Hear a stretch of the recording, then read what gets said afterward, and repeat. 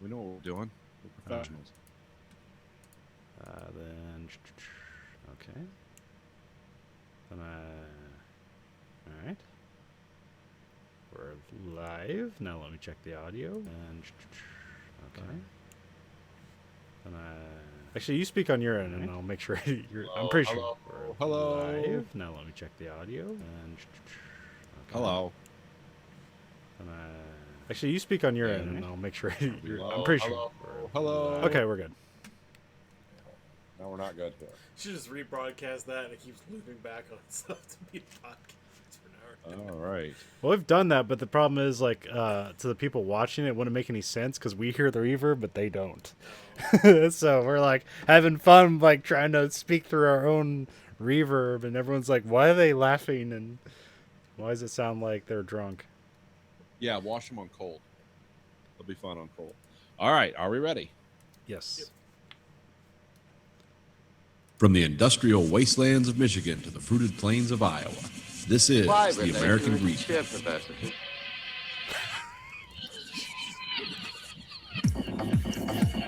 You are the dead. Remain exactly where you are. Make no move until you are ordered. We burn them to ashes and then burn the ashes. That's our official motto. Now we can see you. Clasp your hands behind your heads. Stand out in the middle of the room. Stand back. Who can explain the fascination of fire? What draws us to it, whether we're young or old? Here comes a candle to light you to bed. Here comes a chopper to chop off your head. And welcome to the American Greed Factory podcast. This is Nathan. This is Conlon. And this is Andrew, and I have a question. Do you mix the heroin and the insulin together so you only use one needle at a time? Yeah, you got to save Trump's America. Your heroin and your insulin are the same thing. You got like one of those epoxy glue needles. Yeah, just the big O gauge. Oh, you just it's a zero gauge head rush. Yeah, Makes finding a vein a lot easier if it's half your arm. just like stabbing it into a. No, actually, I have a lot of this surgical equipment in my house to build models. But yeah, weirdly, I was just looking on my desk. It's like, oh, if anyone just took a picture of this, they'd think something gruesome was going on. Something involving World War II German tanks and taxidermy. Because there's Neosporin, all kinds of weird stuff here. But anyway, welcome to the show. Wait, is the Neosporin used for something on the models? No, it's used to the cuts on my hand that I get Okay. from apples. That's what I figured, but I was like, what does Neosporin do to a model? Yeah, it gives it a fuzzy lens effect. And then the syringe is for pin washing to get the like panel line accent color into really tiny panels. You just poke a syringe in it through The bong's just for capillary weed, action. right? Huh? The bong's just for weed, right? Or No, I don't have a bong. I got a Well, it provides a smokiness when as the paint is drying. It adds Yeah. a little bit. It gives the paint an earthy smell. Herbal essence of paint. Here's my Nazi Panzer tank with a cotton cotton candy afterglow smell. Yeah, if you look at it and cough, it tastes like strawberry. if you look at you see God. This is what the Vine Mark intended.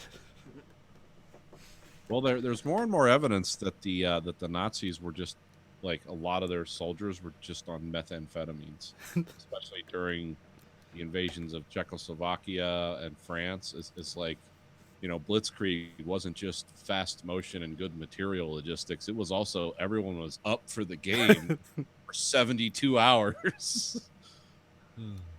That's what the Chinese did in the Korean War. They pre-tourniqueted their soldiers. They gave them a bunch of hand grenades. They attacked at night, and they were doped out as fuck. How'd that work out for them? I mean, they beat the shit out of us for a good while there. Yeah. Well, that's good. If you have to win the war, go meth. Or go. Oh yeah, you got to go big. Gonna win the war. Oh. Well, I mean, it makes sense because like the whole thing about like if you have an advantage, press it. Then obviously, if your troops need to rest or eat or do anything, that kind of delays your pressing the attack. So you might as well just put them up on a bunch of drugs. They don't feel tired, want to eat, want to do anything. Yeah, instead. because they're all expected to die. Like, you have the numbers game. It's like, you're not even giving everybody all weapons. You're just giving everybody hand grenades. Just run up there, and whoever survives, throw the hand grenades and grab the hand grenades off the dead people. And then they pre-tourniqueted them, so if they got shot, they could just keep going because they were inspected. Like, all right, we can still move a limb because it's tourniqueted already. Yeah, and they only attacked at night because Americans had planes. So if we found any Chinese out during the days, we'd just immediately kill them. Yeah, it's Yeah, I need to, because I wanted you guys to read that Last Stand at Fox Company, because like I said, that's Korean War is really interesting, and like that one's like the most like movie version of it, where it's basically everything that happens in a movie that you think like, oh, that's like, you know, what would you say? Like it's like saccharine and something that's overused. What do you call that? Cliched. Yeah, it's like saccharine and cliched, and it's like, but like all that shit that happens in other war movies like actually happens in this. And then was it this? What was it? Yeah, This War of Mine. I think that's what it's called. That one's like a deep dive into the entire history of the Korean War. But that's like that's a super long book and detailed, not necessarily like that cool, but like a lot of like great little stories. Me and Grayson read The Longest Winter. What was that about? The Korean War. Oh, okay. I haven't read that one. It was about like the politics that led up to the Korean War, the facility, the how they facilitated the Korean War, and what they did right and what they did wrong. And well, they did a lot wrong. Yeah, well, because like the whole thing, a lot of like how we're caught off guard is one, we didn't really have prepared troops there. It was basically just had office workers there, and it's like the Koreans have tanks. Like, please help us. And it's like, well, we don't have tanks. Got a typewriter. Might fill out a bunch of these forms. We got some bazookas that don't actually like go through the armor that the tanks that they have. But also like they weren't even like necessarily training troops well then, because everyone was anticipating the next war is the last war. So why prepare for a conventional warfare? Oh, everyone had mushroom clouds on the brain. Yeah. Oh, yeah. And the Marine Corps was almost like absorbed by the Army. Yeah. And like this war like kind of saved the Marine Corps. It was actually fought a lot by reservists who weren't even like sent to boot camp. They were just like sent to the reserve station and expected to be trained there. Oh my God. Like out of those jeans and that t-shirt. Here's a rifle. Like they literally train guys on the way over to Korea by like throwing barrels off the back of the boat and holding like a shooting range. That's awesome. Guys who didn't know how to drive their tanks for like literally they're like reading the instructions in the boat. It's like, how does this work? Press this button. Okay. And then they show up and kick ass. Yeah, because the North Koreans and the Chinese weren't they were a fearsome adversary, but they weren't exactly well supplied or trained either, were they? Not like once army. Yeah, well, yeah, it's different because essentially once we got some tanks in there and the Marines showed up, like we basically beat them all the way back to China, which is why China came in. Like if we had stopped at some point, like North Korea and South Korea would be vastly different. It was only because like China assumed that we were just not going to stop there and like start working our way into China. That's why China basically came in. Oh. And when did MacArthur have his stroke of brilliance about we need to use like what like 20 atomic bombs and create like a zone of death. Yeah, he called it he called it like the Cobalt Blue Line, where he was just gonna create a demilitarized zone of just nuclear weapons. It's like this is a no man's land. And he got fired because of that. Yeah. Much to the chagrin of a lot of people, like, hey, he was a hero. It's like, oh, hold on, you wanted to irradiate North Korea and parts of China, basically the places in China where they grow a lot of their food. And also another thing is we didn't actually have the nuclear weapons to use because we never had as many as we said it even at that time. I mean, we did, but they were very hard to maintain. Basically, they were hand built. But there's like weird little stories in This War of Mine where I think it's called This War of Mine. That's something like this, or This Kind of War. I think that's it. This Kind of War, where it's like there's a bunch of stuff where like Army would have just abandoned their equipment and run away. Yeah, and then the Marines would go and pick it up. It's like, no, you don't abandon the equipment. And there was this one Army guy. He was like the one badass who he was trying to like, no guys, we got to fight, and he'd constantly be abandoned by his squad. He would get he basically get hit by grenades and knocked out, and then wake up and just keep on going. And it was sometime in one day he was knocked out by explosions 3 times and just got back into it. Gathered people who are running away, all right, let's get back to this war, okay, guys. That's insane. Yeah. Hold on a second. Anyways, I made everybody watch a wrestling match.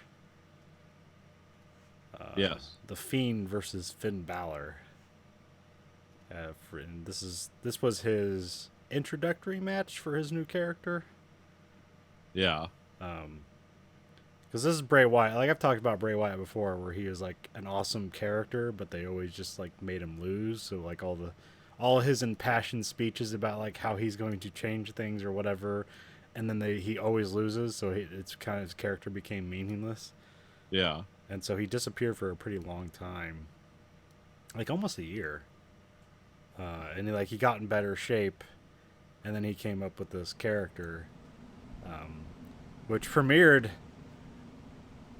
We have these weird segments back during the Royal Rumble, so in January, where a buzzard would come out and just make a weird noise, and then you see this doll, and then what the fuck is this? And then eventually you have that Firefly Funhouse segment, where essentially he's this weird, evil Mr. Rogers character. Yeah. Yeah, I showed Andrew some of that stuff, and there's some great just off the cuff stuff.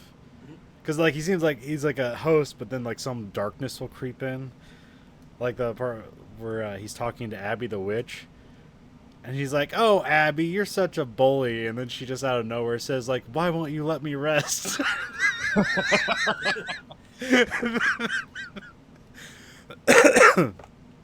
Or he's doing the pentagram wipe. That's pretty funny. When he's doing the Muscle Man dance. He's like, "Hey kids, let's do the Muscle Man dance," and then he'll just it's pull up your hind, and then he just suddenly stops and stares in the camera and just goes, "Erase your mind," and then back to the Muscle Man dance. So essentially, it's the Firefly Funhouse is this place where Bray Wyatt is trying to redeem himself for being an evil person, but in doing so, he's separated an even more powerful and evil presence called the Fiend that exists. Because you never see the Mr. Rogers character outside of the TV segments, outside of the screen. So it's almost like he's trapped in there, and the thing that exists in the real world is this fucking monster. He's got kind of this Joker mask with a giant mouth on it. Yeah. I believe that was actually created by Tom Savini. Oh yeah, it looks pretty good. And he does a bunch of horror stuff, and I believe he does the Slipknot, some of the Slipknot masks. Okay, that now it makes sense.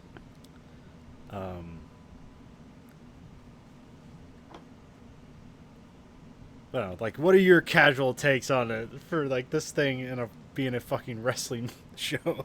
Well, I mean, for WWE, it's kind of weird because I mean they had the Undertaker, Yeah. but that was almost like static. Like, oh, this is the dark character from the dark side. And believe me, I'm no expert on wrestling, so I'm just going to give you my casual observations. But this has like, oh, this is like split personality, evil. They're like, you know, the pentagram wipe in the funny TV show, and it's like it has Well, its song. Yeah, he comes out. It's a remix version of his old theme song, sung with. It's kind of that has this heavy metal background, and there's female vocals, but it's all the same lyrics. Yeah, The only thing added is that there's like this guttural hurt heel that's uttered in between things. It's like hurts. And there's the one line where it's kind of a combination where it says, "He won't see the sun again for years to come. He's broken down. He's broken out in love," which I was that's the name of the original song is "Broken Out in Love." He comes. So his old entrance, he would come to the ring with that song, and it's like this kind of like low key southern rock, like dun dun dun dun dun dun. Yeah. Dun. Catching flies in his mouth. Like that's the first lyrics of the song. okay. But he'd come out with this lantern, and then the whole place would be dark, and then everybody would shine their flashlights on their phones, and you get this really cool like Starfield look. Yeah. So they do it here. He has a lantern again, except now the lantern is inside the head of himself. It's like a horror lantern where a lantern has been shoved inside this guy's head that has a giant mouth. The eyes are sewn shut, and it's Bray Wyatt's old head. I think really what this is a state of kind of a statement on modern America. You know, and how we think we're the, you know, like the good guy, Mr. Rogers in the Funhouse, but really we're the fiend. The rest of the world. No, I don't. It kind of. Well, it was like it was a great gimmick, and you know, and almost nobody at WWE, none of the WWE writers really had anything to do with this. He kind of just did this off on the side. Oh, so this is him, huh? Yeah. Yes. Okay. Because essentially, like, what he is a great character actor who happens to be a wrestler. Okay. See, now I'm liking this a little more because this guy came up with it. Yeah. This is pretty much all him. And the theme song was done by a band called what is it? Orange something. I'm forgetting it already. I want to say Agent Orange, but I know that's incorrect. And they didn't know if they were going to get to like these. They just they liked the song. They wanted to make a song for him, and they did it basically on their own time with no expectation that WWE would actually let them use it. Oh, okay. So that's pretty cool. Yeah, because it's a pretty good song. I mean, it's like catchy and effective for what they're doing. Yeah, now the song is called "Let Me In," and it's by because they have their own in-house band that does all the music. Mm-hmm. The fuck's it called? CFOs. Like they did that. Like I made you guys listen to that Tommaso Ciampa song, which like they're good at making like 45-second segments that can be replayed over and over again. So this is a cover / remix of an actual song? Yes. Okay.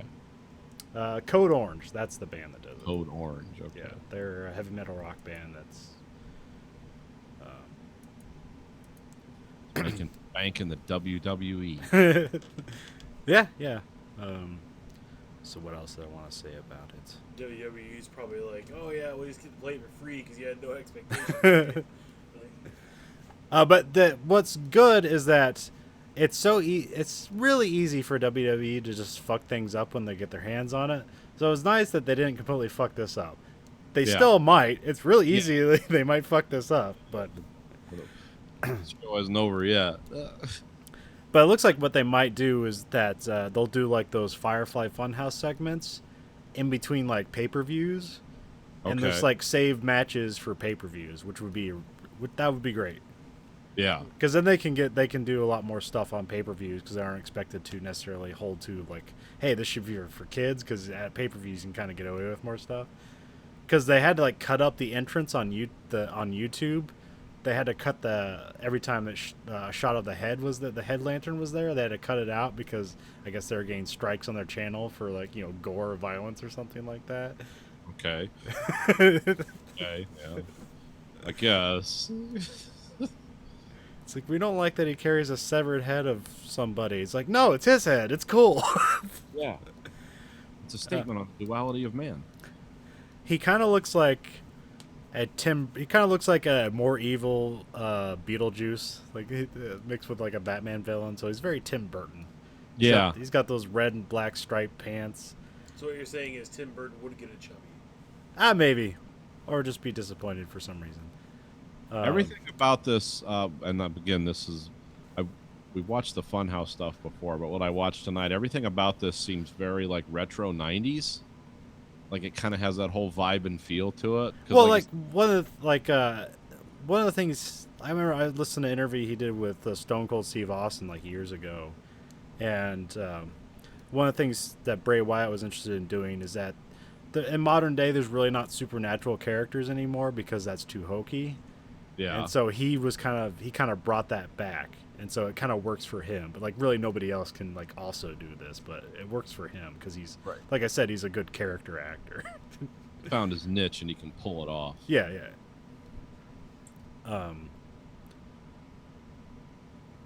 But yeah, he lost a bunch of weight. Like he's still like big, and he also like got really jacked, but like in a weird way, because like his arms are bigger than his legs, so he almost looks like a character, like a cartoon. If you draw like a muscle man, you'd draw like a big chest to emphasize like that, and then just like tiny little triangle legs.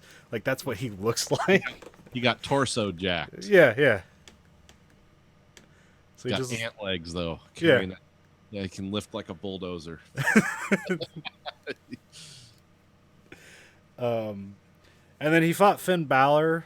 So this is Finn Balor. Like this is his last match. Well, this isn't like his last match in general, but he's gonna go on a really long hiatus just to like get his mind and body right. After having to deal with WWE for so long. Yeah. Because Finn Balor is great, but basically they don't do anything good with him. But what the future would hold is that Finn also has an alternate character called the Demon. Like he'll come out as the Demon Finn Balor, and like for like extra matches. And like in the WWE, the Demon has never been defeated, so you can just see like next WrestleMania will probably be the Fiend versus the Demon Finn Balor. Okay. So you can see that like in the Or stars. a tag team match with the Fiend and the Demon. Cause let him in and maybe wins, I don't know. Yeah, he has a new. The Fiend showed up at a Raw reunion show, and Mick Foley was out there, like, "Hey, look at all these clips." And then he showed up, and he gave. So Mick Foley has a move called the Mandible Claw, where he just like shoves his hand in the mouth and like pulls him down, and like until the guy passes out. So that's his new move for now. Like I was saying, like maybe that was something like. Because his thing is like, let me in. It's like maybe he's literally trying to get inside the person with his hand. Because his old move is called Sister Abigail. And like it's this thing where he like lean somebody backwards over his leg and then like fling him around and head first into the mat. But it looks like a baptism, which is like really... Because like his old character is kind of like this weird southern preacher who's kind of evil. Okay. So that's kind of like his gimmick. His old gimmick. So maybe he's getting rid of the Sister Abigail, or it'll be in conjunction. I did like the one move in the match, speaking of creepy stuff, where like he's facing into the corner. Yeah. And the guy's going to run in behind and like drop kick him or something. And then he just throws his head back like Yeah. at him, and it just stops the move. Like, that is kind of weird. Well, he used to do that in old matches, but like people kind of found it to be silly. But now with that mask, it makes it look more terrifying as to why somebody would actually be afraid of it. Yeah. Because another thing he does is he does the spider walk. He basically does like the Exorcist walk. Like he'll just do that in the match. They'll just like pop up backwards and like start walking around. It's weird to for see. for a guy his size, it looks like really weird. Yeah, this guy's like 200 and some pounds or more. Oh, way more. He's like almost 300 probably. But he hasn't done that yet. We'll see if he'll still do that. I'm pretty sure that'd be freaky. But he kind of does these like herky movements. Like he'll just like that. Yeah. For podcast listeners, it's a jerky movement. I bet it's almost like he's like a poltergeist in like a Japanese horror movie. Like that's the kind of movements he does occasionally. Just a lot of weird, like random out. Like, why is he moving his head like that? No one would move. No human would move. So yeah, that was an exciting, weird match that would really be easily for WWE to fuck up, and they just they made it pretty good.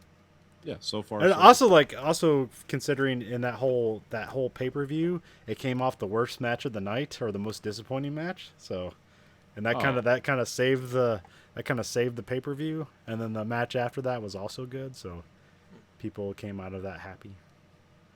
Because SummerSlam is one of their big four of the year, Oh, okay. and at least it wasn't 7 hours long, so that was nice. That makes it, a little more digestible. Well, apparently the reason they make the pay-per-views extra long now is because their subscriber, well, it was last week. It was actually falling, so that's not good. But it wasn't growing as fast enough to seem enticing to, Distributors. not distributors, to Wall Street, to investors. Oh, okay. So one of the what do you call that, data points they use is engagement. So it's like how many hours they spend watching like a week. And if in 1 week you make somebody watch a 9-hour pay-per-view, it's like, look, our engagement's way up. Oh, yeah. It's always something like that, isn't it? Yeah. Yeah, but the more you burn people out on stuff like that, it'll take them longer to come back. I would think. Well, like I said, that's not necessarily for the people watching it. That's for the investors putting money into the company. So. Plus, you think a 9-hour special will be way more expensive to produce than just a 2-hour. I mean, once they had the venue, I mean, they put on a 3-hour show every week. They'd put on, 9 hours a show each week. Yeah. But like the Raw show is 3 hours long, so it's like just. But their pay-per-views are usually good because they aren't doing storylines into it. It's kind of you have those video packages that are really well done. That's one thing WWE does well is video packages.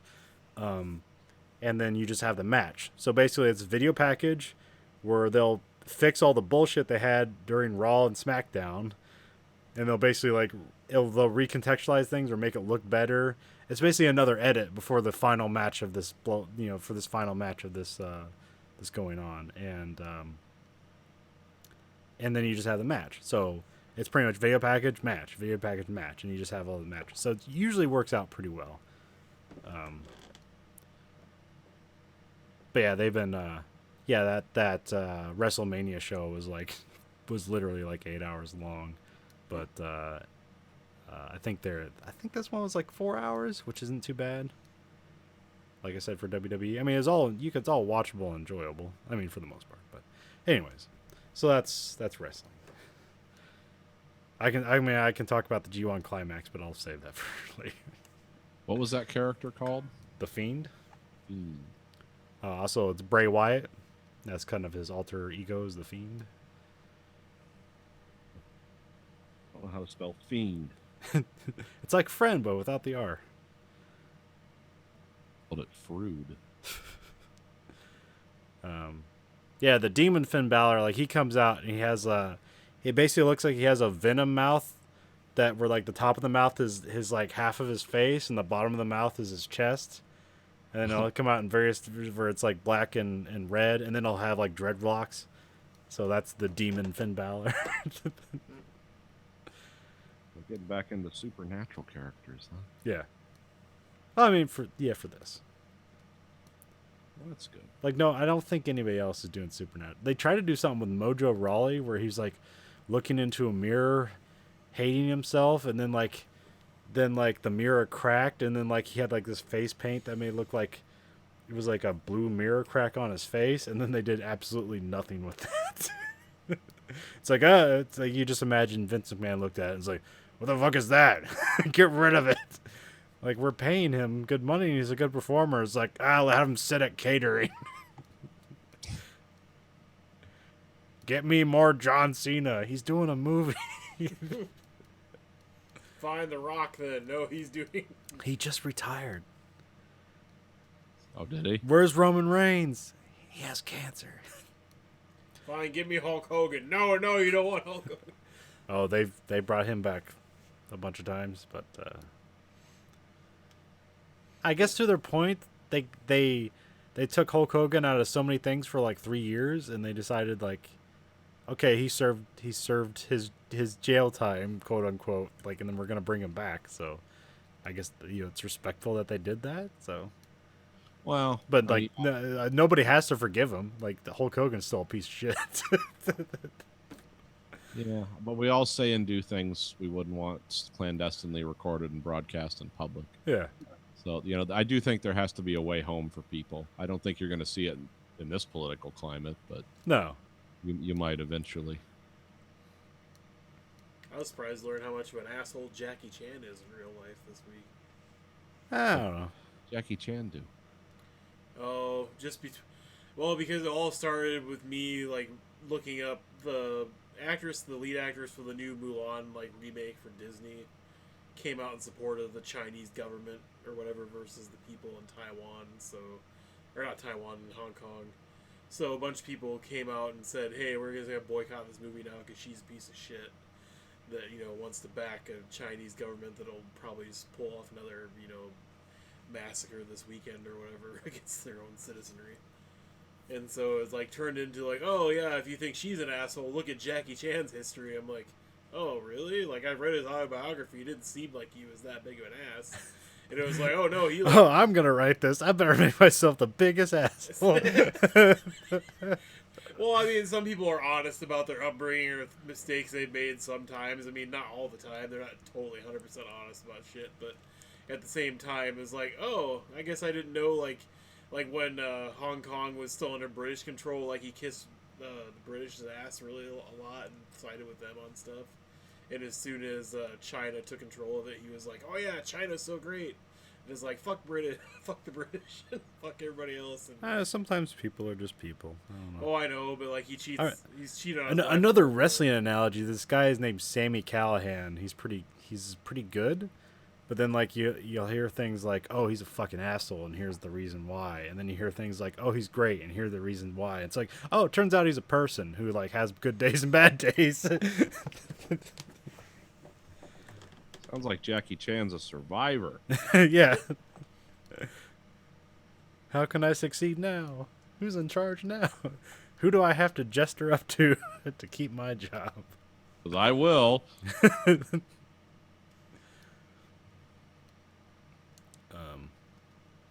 But also, Hong Kong has weird. It's not like Hong Kong's still like not under Chinese rule or somehow. No, it came under Chinese rule, but they were trying to pass something where they could extradite prisoners to Chinese mainland or whatever. So they started protesting that because that just meant basically they could be arrested and sent to Chinese prisons for, voicing their rights and their opinions. So, yeah. Oh, so being a being a Muslim in America. Yeah. Essentially, Well, for the same well, reason. You're going to Cuba. Oh, cool, for free? Yes. All expense paid. But it was something that was fast-tracked by their interim government that they didn't think was going to happen for a while because they were very much in delusion, I guess, that they didn't think China was going to really push their policies on them for a while, let them kind of just have an adjustment period, let's say, for 5 or 10 years and get used to it. Because this has all been new. China hasn't been in control for that long. So it was just, I mean, I totally obviously side with the people that live there because they've mostly grown up under democracy and under freedom of speech and all this other stuff, and that's something that's very it's not really cool to be taken away from you like overnight, and something that takes a lot of adjustment period if it's. Yeah, it should be American and take that shit for granted. Well, a lot of people are making fun of them too because they're waving American flags and saying we want to be like America, and they're like, no, you don't.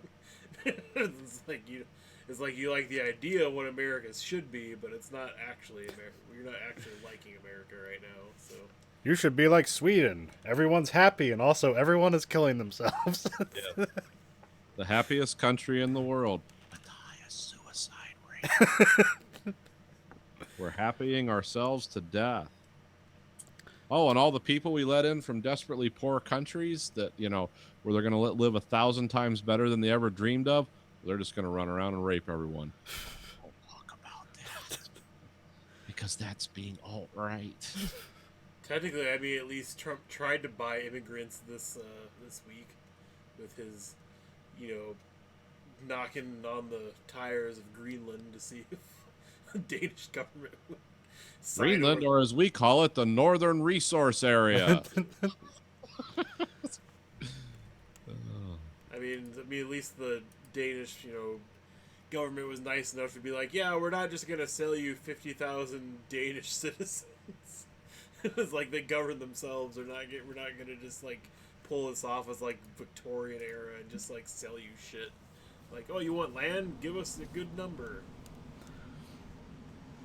So yeah, I thought that was pretty stupid of Trump, but I don't know if that was just a passing thing. People blew it. I mean, it's Well- Trump. It's probably pretty stupid. Yeah. Well, it did rodeo clown our way. Fact away from the Dow dropped as much in one day. Third highest loss in one day ever, I think. Yeah. No one's 'Cause- talking about that anymore because we're talking about Greenland. And before that, we were talking about, I don't know what stupid thing we did. We were talking about Hong Kong. Larry was talking about the Shell Company employees today. So, What about them? oh, their union was making them go to a Trump rally. They had a list of rules that was leaked because somebody posted it on Reddit. It was 12 different rules. Mostly it was like, hey, you know, you can't wear this, you can't have metal, you can't bring anything to the event. But a few Don't things beat that up made... the hookers in town. Well, it was basically the things that pissed people off on the rules was basically the union is demanding pretty much they go. They said they can not go if they choose not to, but they won't get paid for overtime on Friday. And if they don't clock out correctly, they won't get paid at all for going to pretty much an all-day rally. They have to stand up and just cheer for Trump all day.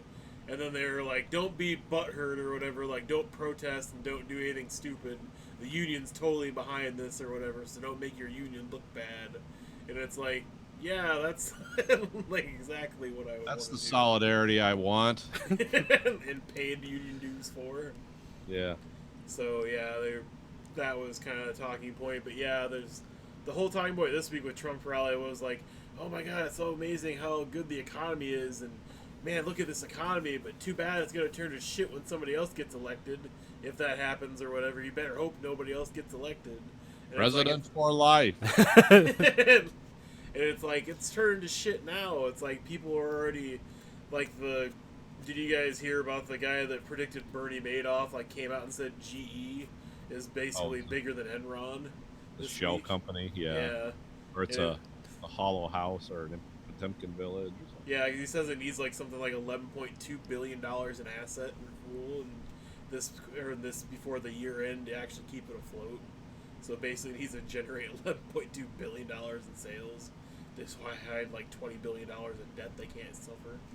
So it's like, yeah, that sounds great. And then they're speculating on like if he was for real or not. And it's like, well, he is researching this for a hedge fund, and they're like, well, it might be trying to short sell it, so they get money off the stock by tanking it. But at the same time, I've heard about how Whirlpool is here in Amana in Iowa, and they basically hold on to scrap all year round until they have one good day of production, so they can write off the scrap that day instead of keeping it in a warehouse for the whole year. So- Who's ever heard of such business practices? and, yeah, it doesn't sound like a very big money making factory there, but also I don't know What is America buying for appliances now? Is it all like Samsung and stuff that's like, because their I mean, prices it's are all made in South Korea. Okay. Well, because like if we looked at Samsung and LG and all the stuff that's like based in Asian countries, the price points are pretty either lower or they're about the same as better quality. Well, like than some Samsung, Kenmore, LG, some other like some Maytags, like some like big name stuff is just all made in South Korea, Oh, okay. and then it just has a name slapped on it. Oh. Yeah, there's I forget where we Whirlpool's pretty popular here, and there's like a local store in Ann Arbor. It's like a big business, but it's just one giant building, and they straight up tell you like, this is the stuff you want here. We can order you this shit, but you don't want it. All the stuff made in America is about $200 more. Is like, well, this washing machine will last you 15 years. That one will last you 4 years. But they both say Maytag. It's like, huh? It's like, there's you get whatever you want. I'm not here to upsell you because we don't make much more money selling these and selling those. That's why they're marked up. But one of these is made, in the Midwest, and one of these is made in Korea with imported Chinese parts. So make your own decision. Some of the Samsungs are made here with a name Samsung slapped on them. That's kind of weird. Well, Yeah, it's like that's- it's kind of like trucks and stuff too. It's like it's a Yeah. Toyota. It's like made in Texas. South Carolina. Will anybody else see the trailer for Netflix documentary on manufacturing that No. comes out next No. week? It's like this. It's the GM factory that closed, and then their Chinese company like bought it and reopening it and training Chinese workers there at the same time as the American workers. And it's a documentary about like them working together and like trying to make it work. And it's like the Chinese. And complaining then about once the Chinese learn the American ways, they are exported back to China, and then somehow the factory doesn't come together anymore. Well, it's like the Chinese executives are bitching about the American employees, calling them lazy and useless, and they're not trainable. And then, like, the Chinese employees talking about how lonely they are because they have to come here for 2 years and can't go back home. And how they're like, oh, yeah, the Americans actually don't have everything, or whatever. They actually have to work for everything. We thought they just got everything handed to them, or whatever. And it was like whoever had that assumption, the Americans just like, here's your free I don't know, money. like all the entirety of the American media broadcast throughout the world about how great America is. Oh, I know, but at the same time. Oh, we talk the same way about like Europe and Canada, where they have all those social programs. You get a lot of stuff here where it's like, oh, I should move to Sweden or whatever. Like everything's paid for. It's like, yeah, it sure is, Bob. Enjoy your tiny little apartment and your fucking bus pass. It's because everything's paid for. Oh yeah, and you can only have one TV in your house, or you get double taxed. But it's all free, So yeah, everyone thinks the grass is always greener, but really the whole planet sucks. It's just in different ways. It's only great if you're rich. Millions of dollars. It's nice to live almost anywhere. Really exotic tastes, and you like to see people fight to the death with machetes. Be a millionaire in some small African nation. It's like you have an army of people that will do anything you say. Yeah, I mean, Russia's a nice place to live if you have millions of dollars because you don't notice anything. You just move from one nice building to another, and yeah. So the grass is always greener till you get there.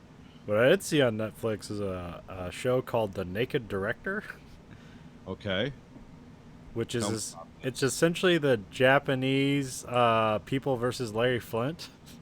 Okay. Trying to Woody Harrelson. Okay, yeah. There's this guy. He's an encyclopedia salesman, and he sucks at his job. And the boss is like gonna let him go, but he basically sends out to shadow the #1 salesman. It really doesn't help him. He gives him some advice, but mostly he hopes that he takes that advice and gets his ass kicked by some Yakuza guy. But he ends up selling him the Yakuza guy encyclopedias. Because a guy like, I like your moxie. Yeah. As he's like hitting golf balls at him. Why should I get this encyclopedia? And then at some point he like turns it around, becomes the best salesman, and then and this is only based on a true story. I'm pretty sure most of this is done for drama and comedy, but it's like Based on a true story, like we used to sell encyclopedias in Japan. Like that. yeah, because this is I believe it's exactly 1980 when this takes place, Oh, okay. and then at some point, I think they presume like the guy that was the number one salesman like just robs the vault at the encyclopedia sales shop or whatever, and then everybody gets fired, and then or something. He comes home early from his job because the place got robbed, and then he finds out his wife is cheating on him, Okay. and then he just leaves, and everybody's like just calling him a piece of shit for basically not doing anything. Or you should be a better man. You should make more money. All that. And then he just kind of like wanders and then ends up with like some weird guy. He punches him in a bar after he like insults him somehow. And then the guy just has audio tapes of people having sex. Okay. And then it's just a bag full of audio tapes. And then they go to this hotel. And there's like peepholes and like places you can record people having sex because it's just like a, an hourly rate hotel. And so he takes the bag of tapes and like goes to like a bookstore and like he sells like the bag of tapes for like $200-$300 or something like that. And like, the guy's like, yeah, this is good stuff. And then he just goes around and starts buying porn. And then like resells the porn to like bookshops. And then he just goes to a bank and just like gets out loan, walks to the next bank, keeps getting loans, and like just buys out all the bookshops and just loads them up full of porn. And there's like kids that get like a hold of the porn and like they're trying to rub mayonnaise on the censorship stuff because they think like they can rub it away to get to the good parts. And then he ends up going around. She's like, no, we need uncensored porn here, and so he ends up buying like a magazine printer, and then they just start printing porn without any censorship in it, like discreetly, and then this takes place in Sapporo, I think. Okay. Which I believe is like one of these smaller islands in like the chain of Japan. Mm-hmm. Like it's not the mainland; it's like one of the islands. I don't know much about it. That's all I could. At some point, there was a map. It's like, oh, that's where it is, and like I have no idea. But yeah, the law is like starting to get on their case, and they can buy off some of the law with just money or just porn. Seems like a bad crime. I could lose my job. What did I get out of it? Porn. And so I'm at the point now because like it starts out he's in his underwear and he's like directing a porn, and he has a camera over his shoulder, which I'm like, oh, this is the naked director. And then it cuts to like some sort of hearing. It's either a news conference or a hearing or both. And this lady's like talking about sex, and she's kind of like the B plot, but we really don't come to her too much. Like I think in the third episode. It seems that she's being raised in a Catholic household, and I'm believing at some point she becomes a porn star because Catholics with sexual regression and then it just it always explodes. Something unnatural or very natural, depending on or sexual repression. And her mom, I think her mom caught her masturbating in the shower and she came to dinner and she's like, go wash your hands, they're dirty, and like the mom's constantly telling her to wash like her hands or feet and all this other stuff and like being really weird about it. Who masturbates with their feet?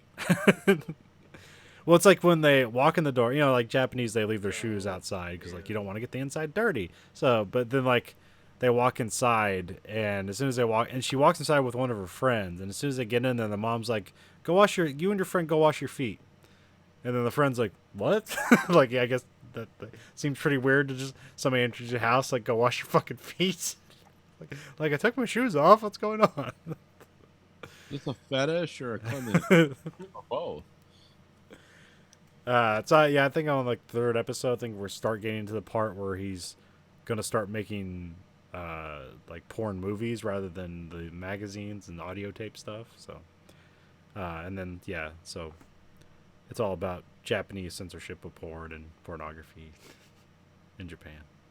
Cool. Entertaining or Yeah, it's. I've been just listening to the dub version, so it's sometimes unintentionally funny just because how weird it is sometimes.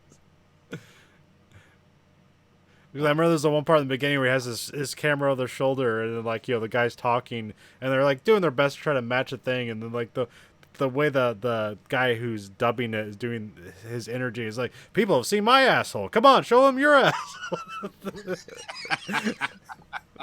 yeah, I know exactly what you're talking.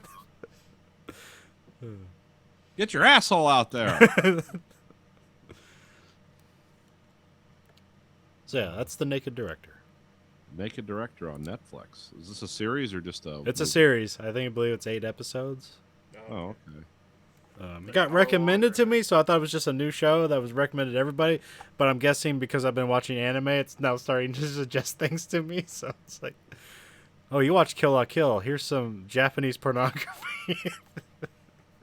Take the next step. There's a link to a website.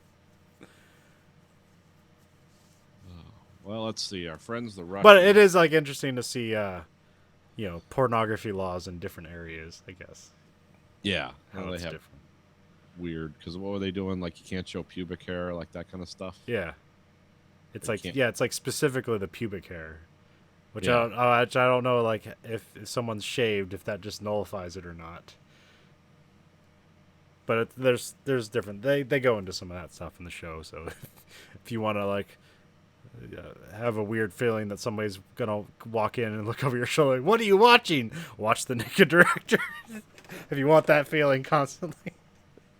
Just stare at the screen like a maniac. With your hands in your pockets. Yeah. Not looking at pubic hair. Anyways, our friends the Russians. Oh yes, our friends the Russians. They had it's so many things. It's just like a warm fuzzy blanket from childhood. The Russians. I don't know if you remember. Oh, what was it? In 2018, Russia was Putin gave a big news conference about all the impressive big hard missiles they have and the new stuff they're gonna, American missile defense will be impotent before our new missiles, and one of them, they call it the 9M730 Bereveshnik, which means petrel, which is a seabird. We call it the 9X Skyfall. I don't know if anyone remembers.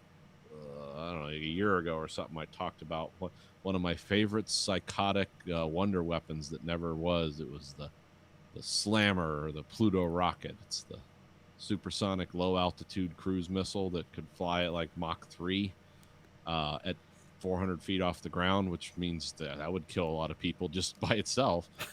But it was powered by a nuclear reactor that used the what was it called? It's like a heat coefficient was its propulsion system. So it's essentially its range was as long as the nuclear fuel lasted, and of course it had 10 1 megaton bombs in it that it could fly around and deliver like gifts. It's nuclear Santa Claus. Yeah. This thing never really. It made it into preliminary testing, and they proved that the reactors would work and it would cause the effect that they wanted, but it was also an unshielded nuclear reactor flying around at Mach 3 and 60s technology. So, and they had a lot of trouble with the metal, and it's like, what kind of metal could we make that could tolerate that kind of heat constantly? And of course, guidance systems and stuff being what they were, the test ban treaty kind of, blew that out of the water, and we sort of forgot about it as like, oh, this is a weird relic of a strange era. But it's not like these things were ever operational or anything. They were just kind of taken out in the desert and tested as components to see if they work. And then I think about 6 months ago, I told you the Russians, this rocket is supposedly something like this, but we don't know exactly, because this was a thing that Putin introduced at his conference, saying this has, this can loiter for weeks in the air, and it can sneak into past American missile defense, and we can just keep it up and have it ready to go. And they made all these wild claims, and then they have what was it? Then they launched a test version of this that used it didn't have a nuclear reactor on board. It used some kind of mechanical means to simulate the same thing, and it crashed into the Aral Sea. And we always kind of poo-poo the Russian thing. For some reason, we sent a couple submarines there to look for it, just to see what they might be doing. And then last week, on August 8th, or I guess that was 2 weeks ago now, there is a military testing base in the White Sea called Nyanska. And I love this. The explosion killed 5 employees of what they call Rosatom, which that came about at the end of the Soviet Union. Rosatom was formerly known as the Ministry of Medium Machine Building. If we know anything about them from our numerous talks about Chernobyl, those are the people that designed the Chernobyl RBMK reactor and all other nuclear reactors in the Soviet Union. These people died. This is from the Russian press, so you never know what this means, but it's actually pretty honest for them. They died in a tragic accident that took place on a liquid propulsion system involving isotopes. That's all they said. But that you say isotopes, that means it's some kind of nuclear technology. And the radiation in the area in parts of Western Europe was 200 times background normal for like a day or two. Nothing like Chernobyl, but it was, still something blew up to put that kind of stuff in the air. But this happened basically around the city Archangel, where they do a lot of testing. So, I mean, and we don't know what this thing is. I mean, we have a This just sounds like a James Bond film. Well, it's actually the NATO name for it is Skyfall. Yeah. So, weirdly enough. It's just the marketing campaign to get more people to watch Skyfall. Yeah. That's all it is. So something nuclear exploded in the Soviet Union and killed people. Does this have They're anything to do admitting with 5, but Does that have anything to do with Jeffrey Epstein's death? probably Everything. everything comes back to that. So, but it's nice to know that our friends the Russians are still doing the same stupid. Oh, those crazy Russians. They're gonna kill us all. Yep. I just loved it because I read the article. I mean, I don't love it that 5 people died, but like this is something that I've been talking about for a while, and it's like, oh, it happened again. The experts that I listen to, that they do their podcast, they say that, like, yeah, this probably happened, and it's probably what they are working on. But they say the Russians do not have the technology to make that work, because we don't really have. I mean, we didn't just abandon that because of the test ban treaty. We abandoned it because it was a bad idea, and it probably couldn't be made right. And there's, it's one of those things that, like, because we use like radioisotope power, like the Mars rover, the big Mars rover, that's powered by a nuclear fuel pellet. Yeah. So we do things like that, but that's not a reactor. That's just working on some kind of gamma collection.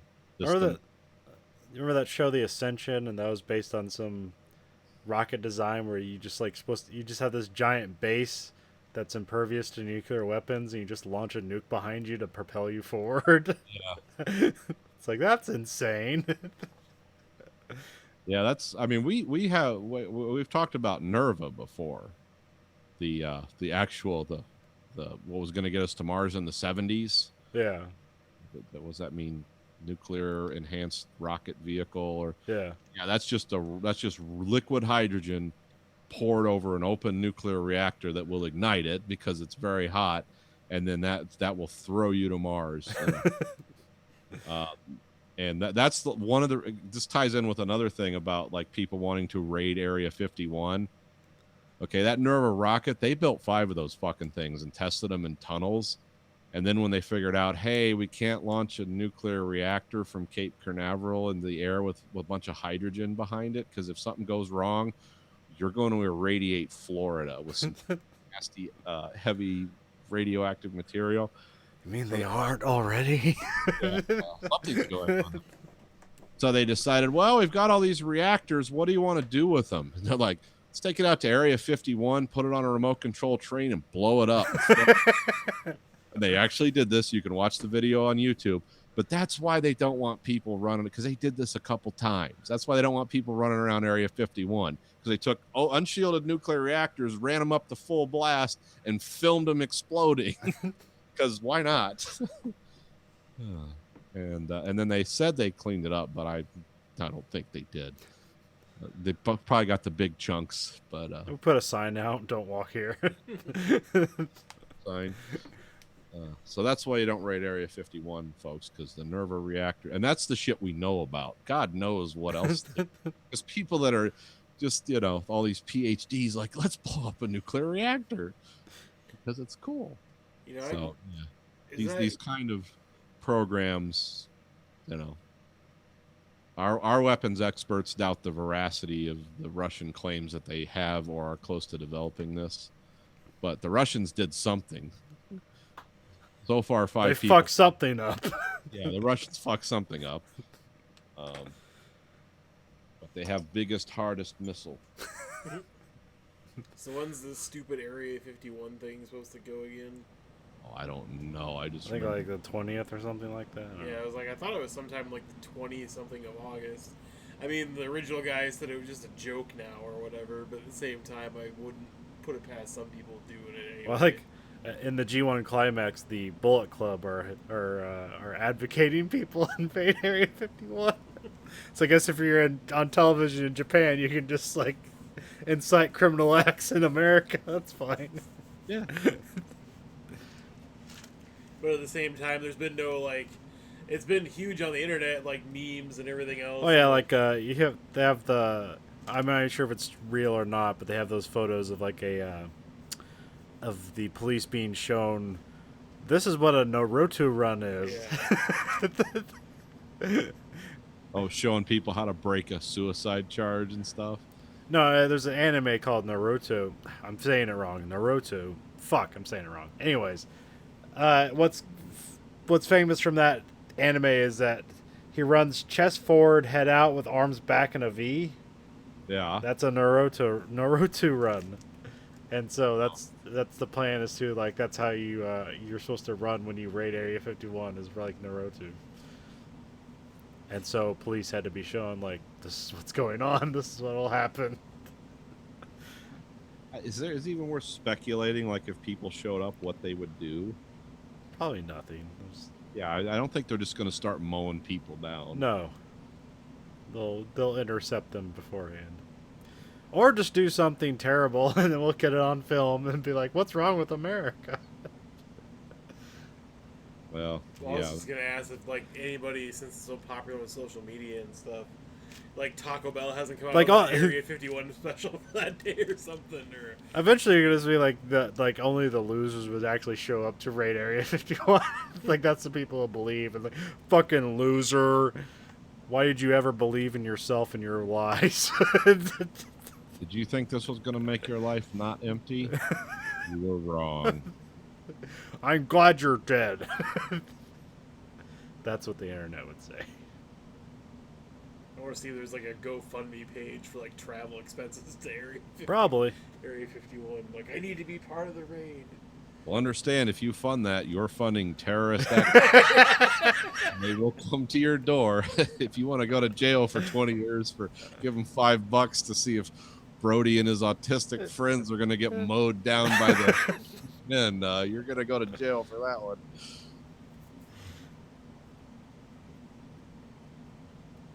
I mean, they probably just lock the base and just be like, yeah, okay, everyone get on these buses to go to prison. I mean, the tear gas they would use is no joke. You know, it's not fun. Yeah, they have done that. Yeah, Cle- real really military. clears your sinuses. Yeah, real military. What do they call it? CS. Yeah, CS gas. Yeah, it's They, not they much- might use something heavier than that because CS gas, like it sucks, but like once you're kind of out of its way, it's not too bad. Yeah, but they would just pump it out. Yeah, like, yeah, they just keep going. long Yeah. machines. Whoa. Well, yeah, the thing about CS gas, at least in a confined space, is that you have to tell yourself that if you can cough, you can breathe, because otherwise you fucking freak out. Yeah. It's like, I can't breathe. I can't breathe. No, you're breathing. Not well, but you are. You're You're, conscious. you're at minimal levels. Oh man, when they fucking light that thing off when you're in the room, and you start out with a gas mask on, then you take it off and then you put it back on, like that's the training. Yeah. And then you feel, and like as the gas is kind of filling the room, you feel your pores start to sting. You're like, oh fuck. This Because is gonna suck. the thing about CS gas, it kind of like it releases, but it's like all particles. And so like as it gets in your pores, like that's the thing. Like it's more of a particle thing, whereas like pepper spray or mace is kind of more of a liquid, and it's kind of like more evil in a ways because it's kind of harder to get off. Yeah. Also, it's fun. You have to be careful of how you wash things after you do a CS gas thing because you want to wash it in cold water, but then you absolutely do not want to dry it because then basically the exhaust from the dryer will like Just become CS gas. yes. So like yeah, they're like telling stories about how like a barracks did their laundry after a day of CS training and then or gas mask training, and then everybody did their laundry and essentially gassed the barracks. Thought the training was over. No bitches. Now, I think something scary about that I heard about you actually can't breathe. Who did I hear this from? I think it was someone on Joe Rogan talking about like when you learn how to dive, when you really get into it, like when you're doing like deep diving and they actually turn the air off as training. It's because it can happen sometimes. You got to switch tanks or something. Yeah. You will immediately fucking panic. You have to like be trained. Like if you start freaking out, you're just gonna die. I'm gonna turn the air off. We're gonna switch the tanks, but you're not gonna be able to breathe, and you're gonna hear it like that's gonna be it. There's no more air coming to you, and then we're gonna switch out the tanks or something. And he goes, even though they tell you you're gonna do it, and you're ready for it, you know it's gonna happen. When you hear that, it's like, fuck, I hope he doesn't cross thread that tank or something. Or however they're hooking this shit up, because you literally have no air coming to you. Yeah. It's virtually impossible to stay totally calm while that happens because Oh, your yeah. body immediately panics. It's like, nope. Oh yeah, we had a guy run out of the gas chamber because like, he immediately couldn't breathe and just like fucking and then like he'd get past from the instructor and it's like there's always one and like and then they made him go through again while we sang happy birthday or tried attempted to. Oh, is that the time? Is the time it takes you to sing happy birthday? No, it's just if it's someone's birthday, like you have to attempt to sing happy birthday and then the drill instructors laugh at you as you cough. Oh. Yep. So don't raid Area 51, or if you do, at least videotape it and upload it to the internet so the rest of us can watch. Or now, should they bring gas masks or should they not bring gas masks? Because if they bring gas masks, then they're just going to up the next level, right? They're just going to go to lethal force if they can't stop them with tear gas. No, they'll use that weird microwave crowd dispersal weapon that they actually tested on TV on a reporter. Because it makes you feel like your skin's on fire, but it doesn't really do anything. It just fires on those nerves somehow. Yeah. And this reporter was like, well, okay, but it doesn't hurt you. He's like, no, it doesn't hurt you. Well, go ahead and stand in front of it. Oh, and immediately he was like, ah, and he jumped right out of it. He goes, I thought it was on fire. He's like, yeah, it'll make you get away. But his skin, I mean, he had like all the symptoms of being afraid. His skin wasn't burnt or anything. I don't know how, I heard someone said that requires a massive amount of energy and you can't run them very long. And so it's like, oh, okay. And also, you're blasting microwave radiation through people, which it's like, well, he doesn't have any effects now, but 10 years later, he's dead of cancer. I just hope they use the alien weapons on the people as they Naruto run.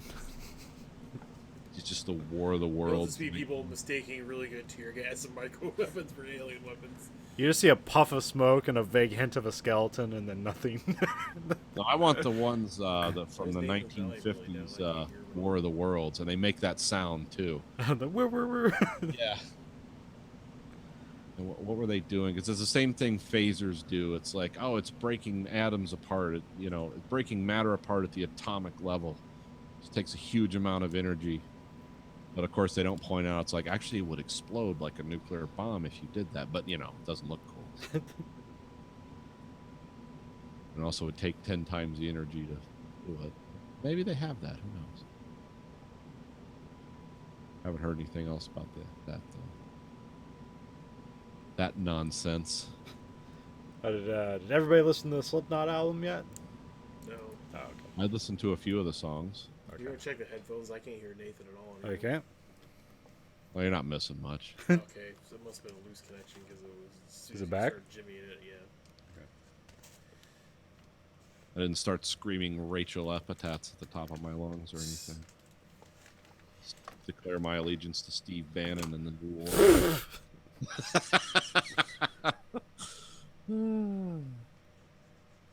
Just Steve Bannon and who's the crazy guy? Well, he's one of them. Your favorite crazy guy. Oh, Alex Jones? Yeah, Steve Bannon and Alex Jones get gay married and start a new Nazi party. Get gay married. Their marriage vows are no homo. There's nothing gay about this, and they just start tongue kissing. It's just mutual JO. Yeah. Let's pull out our dicks and see what happens. No gay shit. That's an old oh yeah dude thing. Oh, yeah. They used to read like the classifieds from like around the LA area. Oh, that was Craigslist. Oh, it was it was Craigslist. And there was just a bunch of these like, it was essentially just seemed like gay guys trying to trick straight guys into like jacking each other off. But like they always made it's like, no, we're just a couple of dudes. It's cool, like no gay shit. But it's like clearly like we're going to have sex. We're gonna watch some straight porn, just bro out, maybe have some mutual JO. No gay shit. It's just a bro job. It's not nothing gay. Yeah. And I actually thought when I first heard that they were making it up, and then of course I went to the Craigslist and was like, "Oh no, this is real," or at least people are posting this stuff. I don't know if for humor or for if it's like it's almost almost any like what do you call a thing where it's like a story that people make up? Urban legend. Yeah, it's like urban sex legends where it's like nobody does that, but somebody just made it up and perpetuated it as like, yeah, people do that. And it's like no, nobody does that. Nobody does an Alabama hot pocket. I wonder if it would work in the opposite way. Like I go on Tinder now and be like, yeah, I just want to hang out, watch a movie, no straight shit. No straight shit. Get right to the fucking. Like it's like I mean, if it worked for gay guys, why couldn't it work for somebody that wants to get laid? I mean, technically, that's the thing you see published most on Reddit is just like the one this week about the guy like referencing nudities or nude shots with the Titanic or whatever and stuff like that, where it's just like him talking to this girl and the girl's like, yeah, even my mom wanted me to send you nudes after this explanation or whatever, and I'm like, I find that hard to believe. I don't think any mother out there is like, you should really send that nice boy a nude for all his hard work. For a minute there, I thought you said sexplanation. That's a new lexicon term, sexplanation. Let me explain this to you. Sexplain yourself, son. No.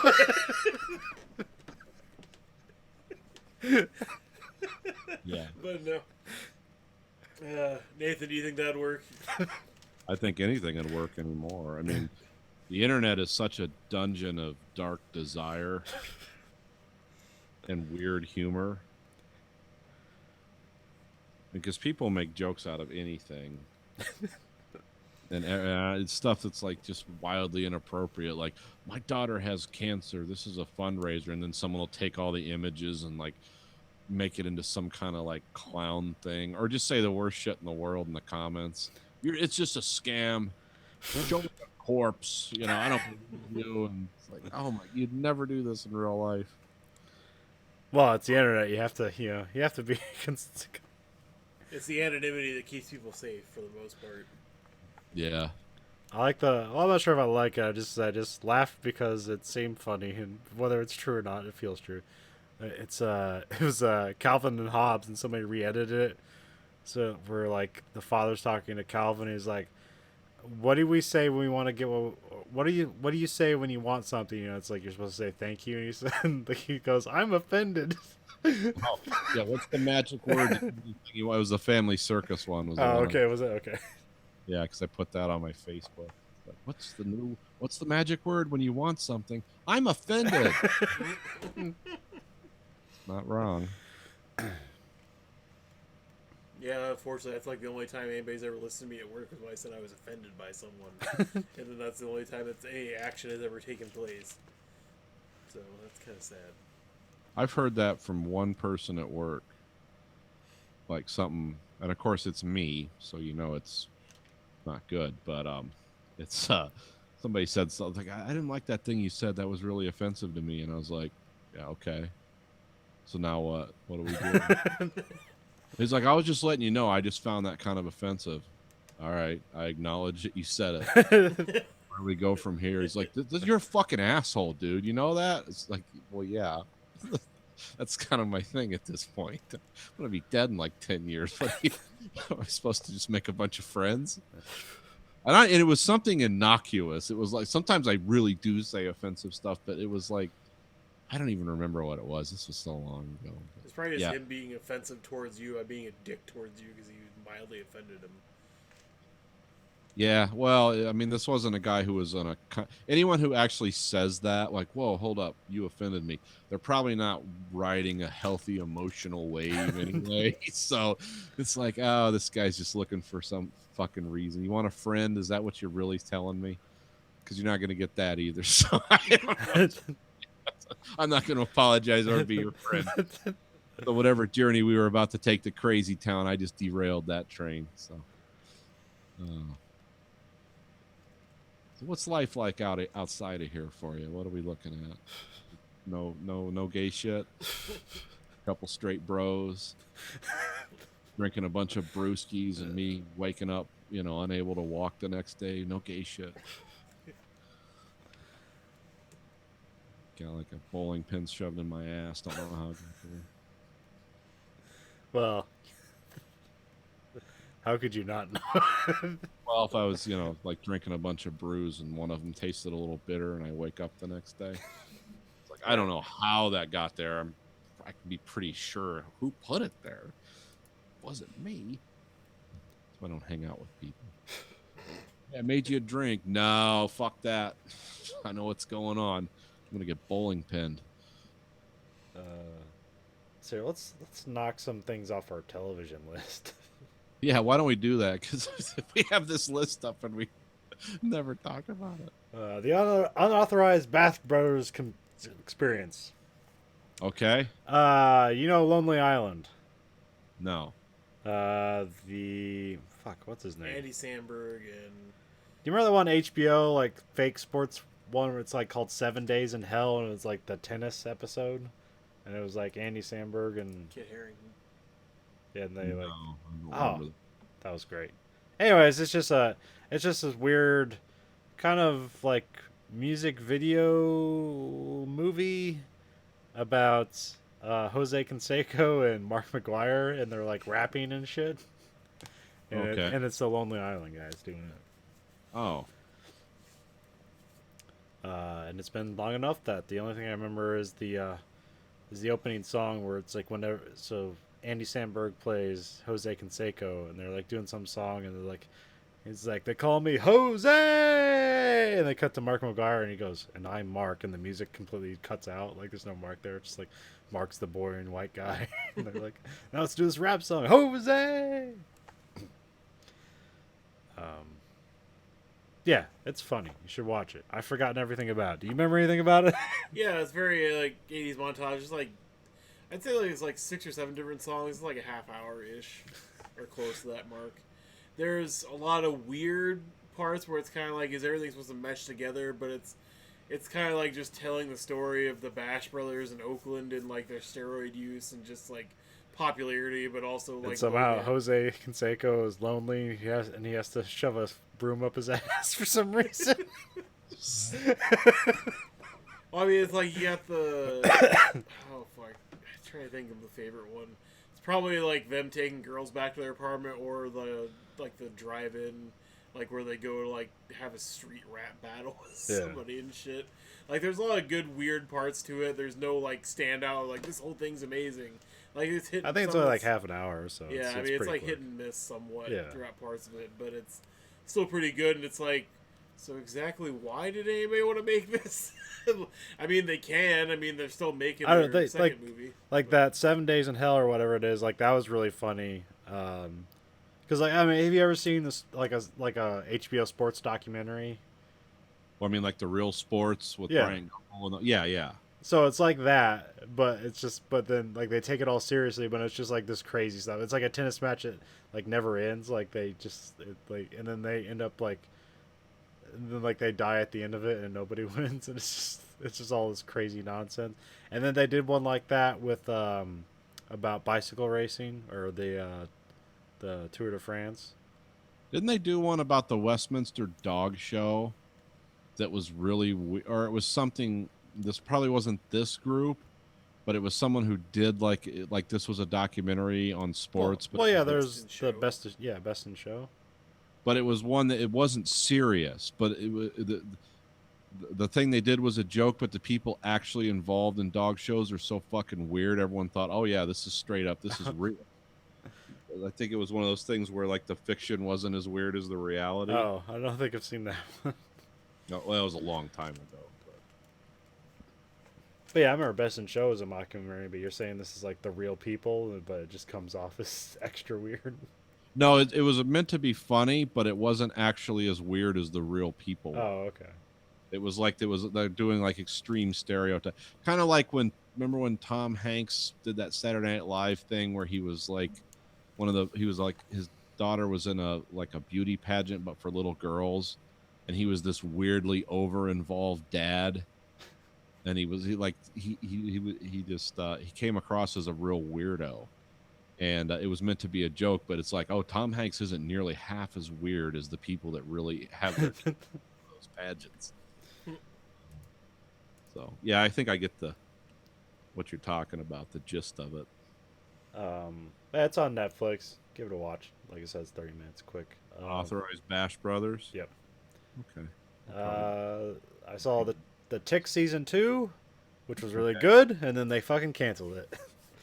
That's the superhero show on Netflix? Yes. Or I'm sorry, Amazon Prime? Yes. It's the other superhero show on Amazon Prime. Yeah, the one that everyone's not talking about. Yeah. This is unfortunately the third time the Tick has been canceled. Yeah, because wasn't it an animated cartoon? It was an animated cartoon in like 96, 97, and then Patrick Warburton was in a live action version that Fox produced, which wasn't great, but it was watchable. It was The Tick. Yeah. And then this was a new version of it on Amazon Prime. It was kind of a darker, gritty version, but it's still funny.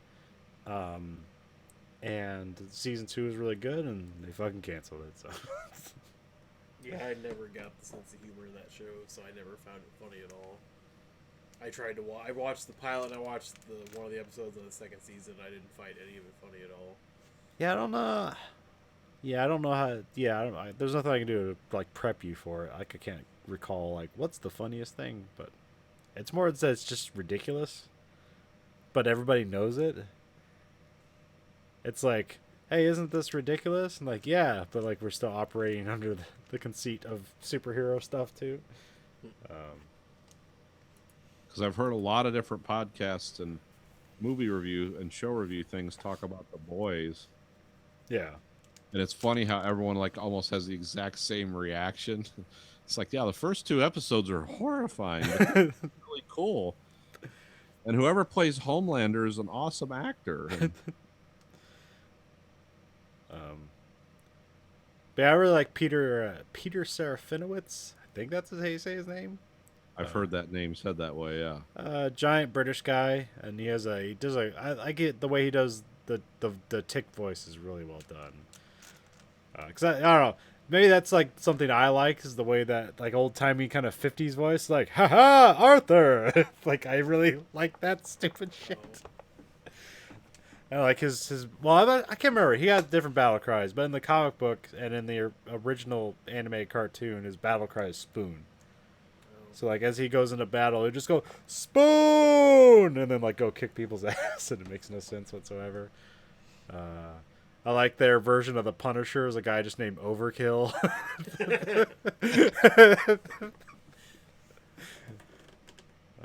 Miss Lint was kind of like her concept is interesting, but like she's called Miss Lint, but she can harness static electricity basically till it can essentially become like a nuclear bomb.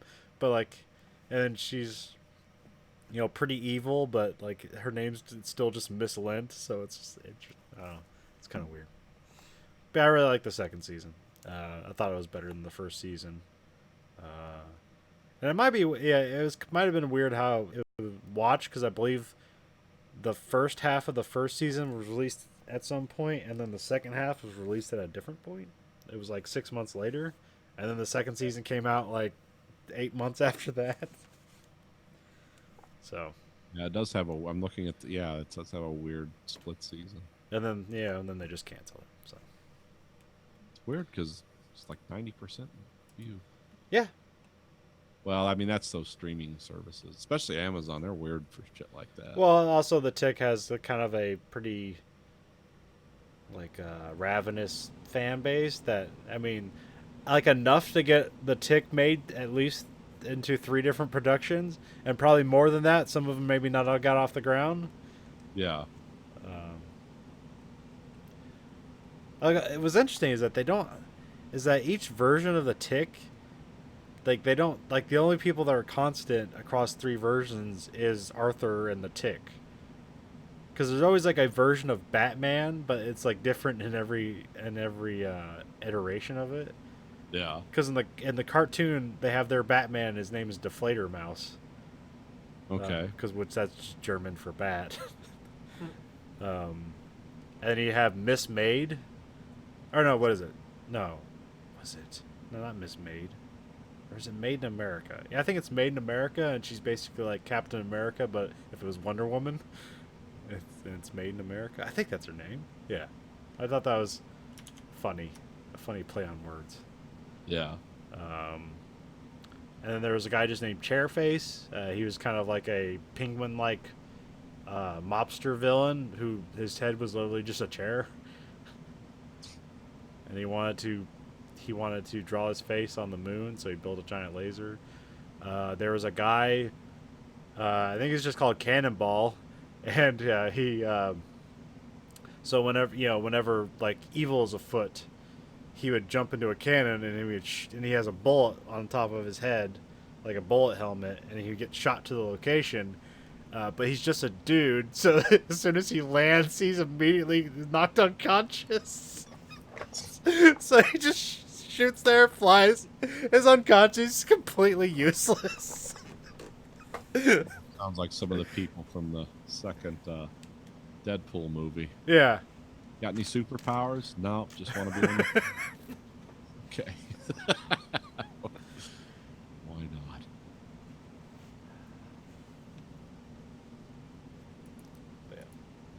That's a Tick. I'll watch it, I guess. Or, Yeah. or don't. Yeah. How's Punisher season 2 still on? We haven't talked about it yet. I think I've only watched the first 3 episodes, and I kind of gave up on it. Really? It's an awesome season. There was like a transition point where it's like it allowed me to like when they get out of the police station, Yeah. like it kind of just like lulled for me, and then I just didn't catch up on it. I was probably watching other things. Oh. Because, like, I want to watch the last season of Jessica Jones, but I just haven't yet because I'm just, like, too bummed out knowing that I would. Well, my wife's been hating it because she watched the first 2 episodes of it, and she was like, it's all about her fucking friend every episode so far. It's not about Jessica Jones at all. It's all about helping her friend out and shit. Like a friend or, like, her, like, stepsister? Her stepsister. Oh, yeah, she's the worst character in the whole Yeah, it's all about helping her out, like, the whole fucking first 2 episodes. And my wife was like, I think I gave up on this show now. It's like, well, might as well. It's already canceled. Like, not gonna get a continuation. I mean, I think Punisher is well done. It's just, when I was watching it, I was like, something made me just stop watching it. And then, does it end well, or did you, like, enjoy the season? I think it ended in a decent place. I think there could have been more stuff of it from where Yeah, they ended. oh yeah, obviously. But at the same time, I don't think it was a bad season at all. It was the better... I don't know if I'd say it's better than the first season. I'd say it's on par with the first season. Okay. I mean, there's definitely... They both have... I was kind of, I don't know, I was kind of tepid about the first season. I thought it was like ultimately, he, like he's a great Punisher, Yeah. and like I always say, I'll take the Punisher in any form. I always enjoy the Punisher, and like he's a great Punisher. I don't think that necessarily that season was like necessarily written that well, but like he's a great Punisher, and that's all you need. I would say Jigsaw is kind of disappointing for season 2 as like the main villain. Like, there's some payoff, but it's not really that well. I don't know how Jigsaw is really done in the comic books. I've never read any. Did you ever see stories. Punisher Warzone? Well, yeah, I saw that, but in the comic books, I've never read Oh, okay. the story arc with him, so I don't know how. I bad believe the Punisher is. Warzone kind of covers mostly what that is Oh, in the comic book. So. Because I mean, they're trying to do their Disney / Netflix spin on it, so he's not totally horrible, but he's also not, not. Yeah, they try to horrible. give him a redemptive arc, which is weird for that character because he's a horrible person. Yeah, But if you give him an amnesia, it's a clean slate, I guess. Was that all it? Yeah, I kind of disagree with that because it was like, yeah, it's a guy that killed his friend's family and did all this other shit, and it's like, oh yeah, he can be redeemed. Like, no, like that man is evil. He is not fucking redeemable. I am going to finish Dark at some point. We'll come back to that. I need to finish Bosch. It was fine for what I watched, but I think I only watched 5 episodes. The Wrestlers was another wrestling documentary on Viceland. It was pretty good. It's basically about various wrestling across the world and how it's different. A pretty good episode about deathmatch wrestling. Is everybody seeing The Boys at this point? Yeah, well, we talked about it last week. Well, fuck you. Like, And we talk about it again, but I was going to quickly talk about deathmatch wrestling. There was a guy from Iowa. There's a guy currently. His name's Jimmy Havoc, but there's another Havoc guy. I can't remember his name. It's like Kevin Havoc or some shit like that. I can't remember, but he's from Iowa. He was famous for doing death matches. Also, he had an interesting logic where if he did a normal wrestling match, he would actually charge way more than to do a death match. Because, getting all the cuts and stuff and tack bumps and all that shit, like, that's just surface abrasions. That'll heal up. It might not look nice, but it'll heal up. Whereas, like, a normal wrestling match, that's, like, chronic damage for later on in life. That actually makes good sense. And it's rough to watch that stuff. There is something weirdly, like, pure about it. Yeah. And undeniable, because it's like you show someone wrestling, it's like, well, this is fake. You show something deathmatch wrestling, you can't fake somebody shoving their head through glass or getting stabbed with scissors or throwing them on tacks. Like, you can't fake that. Fluorescent light bulbs to the face. Yep. Oh man, I saw this one. It was like, it's like, yeah, this is a little much. Like, they come out in like white uniforms, and by the end of it, they're just red. Because it's just blood pooling all over their body. It's like, Jesus fucking Christ. Yeah, some of that stuff gets real. Yeah, there's the one guy he had, like the way that he was bleeding down his back, it kind of just seeped into his underwear. So he kind of looked like Superman at some point because he had red underwear and white pants. I remember I was watching something and they were talking about Jimmy Havoc this time. He's a British wrestler. He's working for AEW now. It's like talking about like if he comes out in a white uniform, you're like, oh, you know, some shit's about to happen. So that's pretty good. There's the Dark Side of the Ring. I recommend that more because that's you really don't need to know anything about wrestling. They'll kind of explain everything. It's kind of interesting. I think I made you. We watched that. We Did you? talked. Yeah, we talked about it before. I'm not sure if you guys actually watched any of that one. Because it was on Netflix or it was on YouTube. Watch it. Oh, okay. So I'm not sure if I told you to watch it. Did I? I don't think you have a way. Because I can watch it through my cable subscriber, but because there's one that was like, it's called The Last of the Von Erichs, and I describe it as it's horrifying.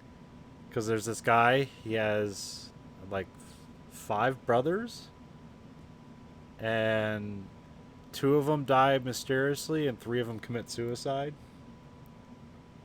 And they're all in the wrestling industry.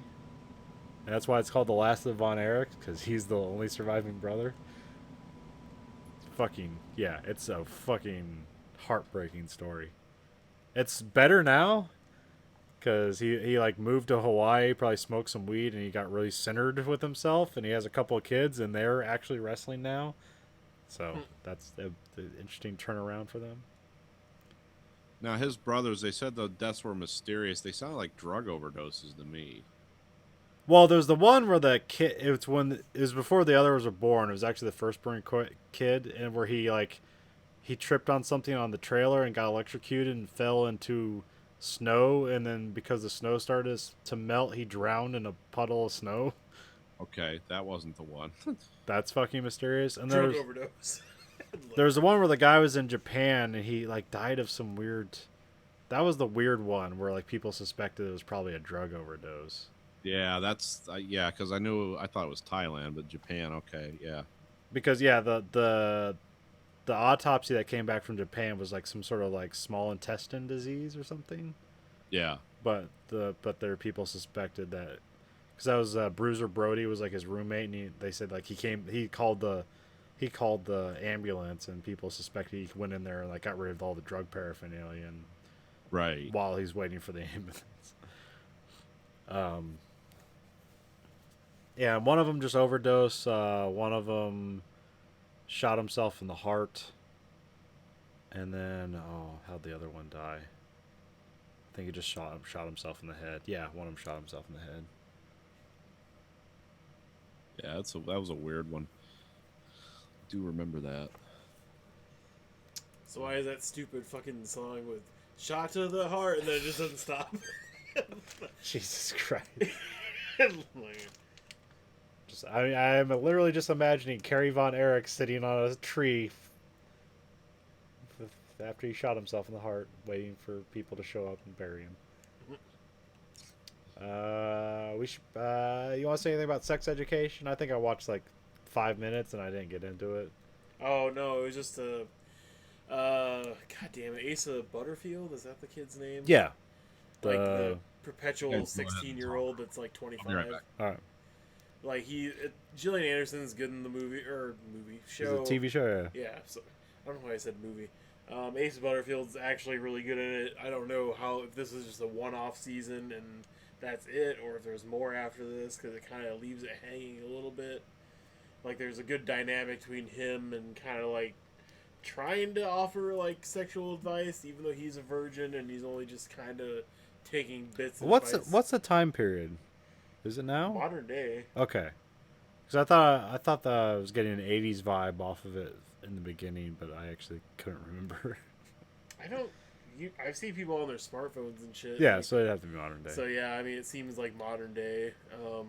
No, I think it's pretty well written. It has a good story. It's not like anything that you probably haven't seen before in like a million different teen romantic comedies and shit overall. But Oh, is it teen romantic comedy? well, it's like Yeah, because when I watched the trailer, it seemed really interesting. Because like, oh, that seems funny and weird. And then like when I started watching it, I just didn't get into it. But I only gave it 5 minutes, so that's more my fault than theirs. well, I mean, the dynamic between him and his best friend that's gay is kind of nice. Like they're good friends and stuff like that until he kind of fucks him over, and then they kind of like fight until for the rest of the season. And then it's like his quest to kind of like get laid because his dad like abandoned them after he cheated on his mom and stuff, and like he feels insecure because his mom's trying to push him to like be a teenager and like And just go is- out and fuck people. Is and, Gillian Anderson the mom? Yeah, Okay. because they're both his parents are sex therapists. Just his Oh. dad tells him to like just go fuck everything that moves, and his mom's like, no, you have to like find somebody you love and stuff and treat him right and stuff. So he's like getting conflicting information. He doesn't want to be his dad, and that's why he has like panic attacks when he tries to have sex. Like he just overthinks it, and he's Well, like, that seems. it seems like he's his father if he has sex with a woman just to have sex, so he wants it to be special. Like his mom, like, because that's, I don't know, like him breaking up the marriage again, basically, kind of thing.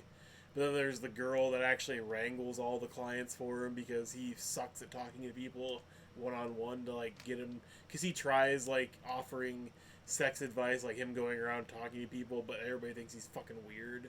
But through her, it seems normal. So it's, I mean, there's decent dynamics and stuff like that. I'd say it's a solid show. I wouldn't say it's like an award-winning show, but it'd be something if a second season came on, I'd watch it. I guess we should probably start in with the Matrix right now. Yeah. Red Watch the pill or movie blue this pill? week. The last of the movies of '99 series. Yes, the last of the 99 nostalgia tour. 1999's The Matrix, which is up there with some of my favorite films. Not far after Blade Runner. And which is there's a lot we can unpack with The Matrix that I really don't want to. If you want to talk about like weird philosophy and religion and stuff like that, I mean, we can address that it exists. Not really. Did everyone see it in theaters? Yes. Okay. I did. I saw it on 1999. video. I didn't see Oh, it. you didn't see total. Okay. VHS, baby. Full Nope. screen, bitches. I've owned it in every format of its home video release: VHS, DVD, Blu-ray, and now 4K. And this movie to me was wow, you can really tell how sunburned I got today. Holy crap. Yeah. This movie to me was this was a weird time in my life. This was my second year living in Michigan, and I remember I was working like 70, 80 hours a week, and Stacy was too, because we were trying to raise money to buy our humble abode here. And so I kind of watched this movie not knowing much about it, but I had heard from people at work, like, yeah, it's a cool movie. It's really weird. You should watch it. But nobody really told me anything about it. Nobody Yeah. can be told what the Matrix is, Nathan. Well, yeah. So I go watch this movie with no expectations, except, hey, the guy from Bill and Ted's in it. Speed, too. I like that movie. Yeah, I was looking up, like, when was Speed? Speed was in 95, Yeah, 95, 96, somewhere in that era. which seems weird because I remember this is like people talking about this is a resurrection of his career. Mm-hmm. Like I know it's like after Speed didn't really like pick great movies to extend his career, but like to think like 3 years later is like, oh, he's in the dumps. This saved his career. It seems weird. It's like that's not that long after like your hit movie to have another hit movie. Well, that's the thing. He was in like what, Bill and Ted, Johnny Mnemonic, which wasn't a hit movie, but it was a cult favorite. Yeah. And then he was also in Point Break. And then Walk in the Speed. clouds. And it's like, where was the lull? I guess. What was fuck the? was it? Was it My Own Private Idaho? I think I think so. so, yeah. That fucking was it Walking. River Phoenix? He was in that. He was in that Dracula movie. Yeah, who is miscast. The Coppola Dracula movie Yeah, with Gary Oldman. With a really bad British accent. he plays the Yes. surfer dude, British guy. But yeah, it seemed weird that people like, oh, he resurrected his career with this movie. Yeah, it was kind of. I was looking to see when Speed. Yeah, Speed was 94. Yeah. Okay. So what was he in between Speed and The Matrix? Walk in the Clouds. Or you got it up. Yeah, last time I committed suicide. Walk in the Clouds. Chain Reaction. I don't Oh remember. yeah. Oh yeah. Yeah, that's a very underrated sci-fi movie with Morgan Freeman and him. Oh, okay. Feeling Minnesota. That's one where they're making the nuclear bomb out of water. Oh, okay. Or no, they're making a reactor out of water, and then like government intervenes and they blow up his reactor because basically he's like promising free energy for the world because you just make energy out of water. Yeah. It's a cool movie, so. Oh, I should But watch nobody fucking watched it. Yeah, I was gonna say I hadn't really heard of it. Feeling Minnesota, The Last Time I Committed Suicide, and The Devil's Advocate. Oh yeah. I thought The Devil's Advocate was a more regarded movie for him. Not that he does really well in it, but I thought it was more. I think The Devil's Advocate is a remembered movie for Al Pacino, but I don't think it's a good movie at all. Yeah, Al Pacino gave his usual over-the-top cool performance, and Keanu Reeves, as usual, was understated. Very, very understated. Well, this so- time he's put on a surfer Southern accent. Yeah. I mean, yeah, all he had to do was say "whoa," and that sold tickets. I know kung fu. Yeah, that's well, Keanu Reeves is an action actor. He's Yeah. really proved that. Yeah. He's not a nuanced actor, but he's an action guy. He's been in some dramas and stuff recently. I mean, he's been in tons of dramas, but like, I'm trying to think of like what's Keanu Reeves' best role in a drama. John Wick. Is that a drama? I don't know. I mean, he's had some good. Didn't he play a serial killer in some movie? Yeah. Fuck. What is that? Yeah, he like hides. Watch- That's it. Yeah, and that was after the Matrix. But anyways, talk about the Matrix. Yeah. Well, anyway, so I go to see the Matrix in this theater we have around here, and it's me and I forget because I saw movies at weird times, and so it's like an afternoon viewing for me, and I watched it not knowing much about it, and at first I thought, I'll just tell you like my impression because I had no idea what was going on. I thought this was like, oh, this is some computer movie with computer terrorists. And then it's just like weird philosophies, and it's like, oh, you're just trying to justify your murder. But it's like from some of the previews and stuff I saw, I was like, well, so is this like a computer simulation where they go into like some VR thing? And so I was watching. Or this- is it just like from a skewed perspective? yeah, I thought. Because I also thought of like Dark City kind of had like a similar vibe where it's just like, you know, what explains Dark City? Like nothing. It's just weird. Yeah, it's just cool and weird.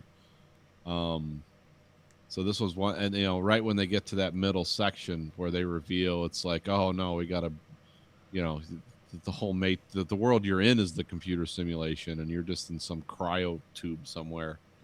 Be it a battery for machines. Yeah, which has never fully made sense to me, but it's okay. No, but it was a cool idea for like. Yeah, it's necessary. Like, oh, the machine the machines use solar energy, and then we took the solar energy away by destroying the Earth. Yes, show you. And then the machines turn around. It's like, well, humans are easy to make apparently, and are a more reliable battery source. But I don't know. That doesn't seem sensible, but it also seems very frightening and crazy. Yeah, it seems like a crazy solution for a crazy time. So yeah, this movie totally took me off guard. And when that happened, and then they explain what the Matrix is, which is actually the world that we recognize, and it was like so this was one of those movies where I had no idea what was going on, and I watched it and I loved it, and I liked the look of it, and I liked the storytelling for the most part, because it managed to be dense and economical at the same time, Yeah. where it's like, we're going to throw all this shit at you, but it's going to keep moving along. So it's not going to, like, we're not going to stop and have like a 20-minute, exposition on what it means to be human. No, we're just going to shoot some things and then throw some kung fu wisdom in, and we're going to keep moving. We'll save all that reflective nonsense for the sequels. Yeah. I was not a fan of. But yeah, so this movie really took me off guard and really captivated me when it came out. It was one of the few movies I've, watched where I was like genuinely surprised and happy. And I like the visual style of it, both the Matrix computer world and the real world. They both look cool. How much does this movie borrow from Necromancer? It's hard to say. Just the idea of something called the Matrix and it's a computer simulation? Yeah, pretty much. It's again, this is one of those movies that, like, yeah, it's like we're going to borrow a bunch of ideas, but we're going to implement them a lot differently. Yeah. Because in Necromancer, it was almost like you were flying through the air, and I always envisioned Necromancer in my mind as you were in like some 3D grid thing. Yeah. Like, it's okay, this represents something in the data world, but the real world is, the real world. Not that the world of Necromancer was in any way trying to simulate reality, except when you get towards the end when Neuromancer creates a simulation, and there's always a town in the distance and you can never get to it, and it's because, well, the computer hasn't manufactured it yet. But so yeah, I mean, it borrows idea. It's part of cyberpunk for sure, but it also borrows a lot of ideas from steampunk and retro future stuff, and then weird S&M outfits. Well, their first movie was a movie called Bound, which vaguely involves S&M. Never watched it. So, yeah. Joey Pants is in that one too. And this movie has good character development, as if you know who all the characters are, and you can even understand their motivations. Like, yeah. I kind of like how they play around with the whole fate thing, where they like it's like bullshit, but also active at the same time. Yeah, like it never like completely. It's like, oh, this is it. This is the thing that's supposed to happen. Like it's always like, is Neo the one, and then he becomes the one, but like still, is he really?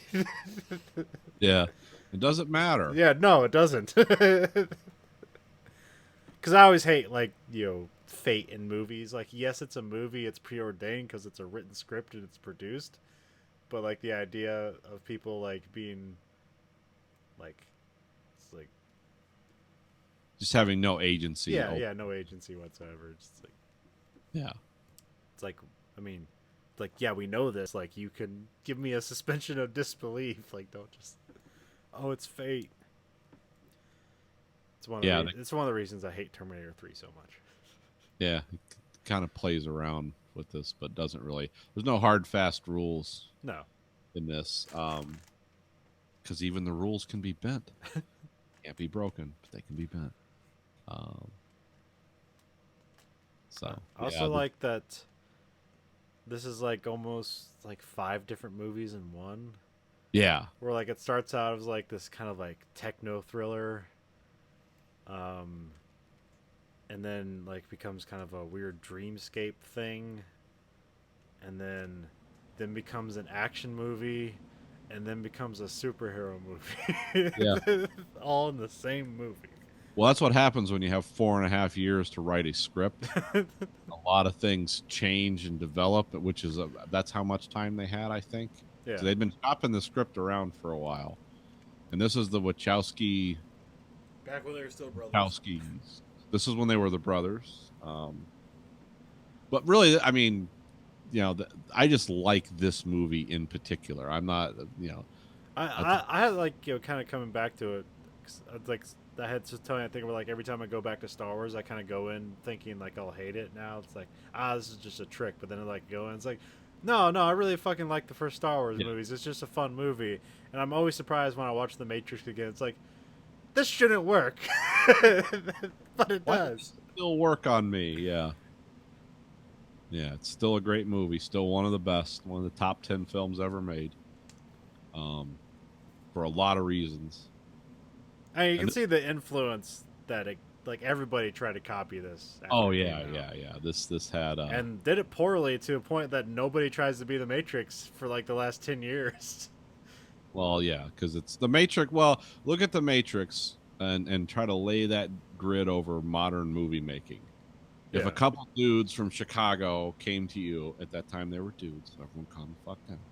Came to you from Chicago with this idea, and it's like, well, it was $70 million to make it 99, so it'd be like 100 something million. And they said, hey, would you push all your chips in on this script? They'd be like, "Who? You're crazy. And, Oh, what you guys worked on before? Oh, cabinetry. yeah. Well, I was looking up like what was the most expensive movie that year, because like this is a movie that looks expensive, but like really, it's not Yeah. as expensive as it probably No. think it should be. And Wild Wild West was a $170 million production Yeah. of a remake with Will Yeah. Smith. It was great. But you have to go to the Wicked and Wild Wild West. I don't know how you skip that. Interestingly, Will Smith considered for the role of Neo. Huh? Yeah, he would have really. been shit. He would have been shitty in that fucking role. So was Nicolas Cage. That would be amazing. They should actually just do the Matrix. Just call it the Matrix. Do the same story, but with just different actors. No, they should just get the. Have you guys seen the deepfakes videos that have been leaking online, like the Full Yeah. House, where everybody's Nick Fortune and stuff like that? Yeah. Just have the deepfake guys replace Keanu Reeves' face with Nick Cage face. No, you can't. You can't just do the. I mean, it'd be funny with just the face, but like, man, you gotta have the manic voice that would like Nicolas Cage would bring to it. I'm trying to think of like lines that Neo says in the movie, like, Besides, whoa. he'd still just say "whoa," but like, what's a sentence that Neo says in the movie? Oh, there's so many. I'm trying to think of what some of my. I can't recall. Of course, I'd have to. Why would I have it up? Why am I doing? I a mean, I pod- know he talks a lot about like discerning what's real and what's not from the Matrix, stuff like that at the end of the movie, but I can't think of any other fucking sentence. Yeah, because most of the lines are. It's just when I think about the Matrix, it's Neo saying "whoa," and then it's like every Lawrence Fishburne thing. It's like, do you think that's air you're breathing? Shit like that. Well, I mean, I like the one where it's like guns. We need lots of guns. Yeah, like it doesn't matter. Like a panicked Nicolas Cage is like, we need guns, lots of guns. Yeah. He's like not even looking at Trinity. It's like he's just like off in his own world. got his hands up. His Yeah, eyes. yeah. God We need damn lots it! of guns. But also at the same time, it should be like produced or directed by John Woo. That way it has dubs and shit, so it's like face off almost at the same time. Oh, there's enough John Woo homages in here. Yeah, the whole bullet time effect, because like not every special effect in this movie is a bullet time effect. Like sometimes it's just slow motion. Like, Right. I think there's only really 2 bullet time effect scenes, which is when Neo's getting shot at by the agent and he dodges the bullets, and then there's that part where Agent Smith and Neo like jump at each other and they're like shooting the guns in midair. Like Yeah. that's a bullet time. So when I say bullet time effect, it's like it's not just that it's in slow motion. It's that the camera has free movement and speed of movement in slow motion. So the Yeah. camera is moving faster than the actual action going on. Because like if you shoot something in slow motion, the camera can only move so fast. So like with with CGI, you can basically move the camera as fast as you want. Like it doesn't have to confine to the speed of the actual things you're filming, that's what makes that fucking cool shit. And people overused it, and now we don't do it anymore. Yeah, One of my that's probably- favorite scenes in this was the initial scene with Carrie Ann Moss when she does the weird like crane in the air and Yeah. there's like 20 cameras in a circle and they just pan around her as she's jumping, but the camera's moving but she's not, Yeah. and that's a form of that too. And it's Yeah, like, yeah. and they don't do that anymore. Well, they do it with CG, and it doesn't look as cool. Well, That's what killed the next two movies, was like everything was CG, and this movie was a lot more physical. yeah. Well, yeah, it's a lot easier just do it all CG rather than setting up 140 cameras to take a snapshot at the same time. Oh, Well, and then just merge these together and spend 20 weeks rendering it. Yeah. Well, and you got a lot of the actors, like Carrie-Anne Moss broke her ankle making this, Yeah, probably. and Keanu Reeves got hurt. Not badly, but like just face planted into like a set. There was a lot of wire work and stuff in this, and some of it was, it was not easy because you can't really jump off walls, kids, and like fling yourself at people. With a body kick. That's not really how it works. But yeah, that's but yeah, everything about this movie was like, I can find flaws, but I don't really want to. Like, you're not a superhero. You can only do what normal people that. But if this was just a straight up actioner, like, you wouldn't buy. Like, Bullet Time wouldn't work if this was like a cop movie. It's like, what? But in this format, it works great. So yeah, that was. They hit high notes on pretty much every aspect of storytelling and movie making that I like. There's not, a little. Some people say they like try to ascribe deep meaning and all that. It's like, well, yeah, okay, it's Yeah, there, you can. Yeah. but it's not like it's not why I come to this movie. Well, there's only 3 movies, so I think that's why people are still like kind of drawn to it. They just wish there was more of a franchise here than what there has been. Yeah, well, they fucking ruined it. I mean, Yeah. it's the next 2 movies had very cool segments, but didn't hit all the notes right. No. And I was looking back and like I completely forgot. I remember always remember the opening of the second movie where like Trinity's like falling out the window, like shooting between her legs, and I rewatched that. I was like, that's fucking awesome. That was the opening of the movie. Fucking drives a motorcycle into like a hut of some guards, and she like lands in a weird ballet move, and like the thing blows up but doesn't hit her, and there's like, yeah, that was really cool. But then you had the rest of the movie, which, like I said, it had cool bits, but didn't just really come together. Also, I completely forgot that they shot those back to back and they came out in the same year. Yeah, Like Reloaded came out in like March, and then in like November, Revolution came out, which I completely forgot about that. Yep, saw all of them in the theater. It's because Revolutions is the exact same problems. Just too much weird story, great action vignettes, but overall, it's like, okay, why are they doing this again? Oh yeah, the thing to the Zion to the 60, and the only part of it I did like the conversation he had with what was that guy called? The architect. Yeah, the architect. Yeah. It's like, oh, okay, now they're just stringing all this nonsense together, but it's cool. The guy looks cool, and he has the right pauses and tone and everything. It's like, it's a bunch of gobbledygook, but it's fun. I played the video game, which followed side characters. It was Ghost and somebody else, whoever Jada Pinkett Smith played. Niobe. Who she replaced. What's her name? Something. Aisha something. Yeah, She died in a plane crash, and she was the yeah. original. And yeah, the video game wasn't good. Although it had a cool hacking mini game that was interesting. Yeah. But it involved scenes that were shot for Matrix Reloaded but just weren't used, and they put it in this video game. Okay. But they're all nothing scenes. It was like, here's what Ghost and Niobe are doing. Or was Niobe? What's her name? Niobe, I think. Niobe. But nothing was essential. We can't forget the other star of this movie, though, is Agent Smith.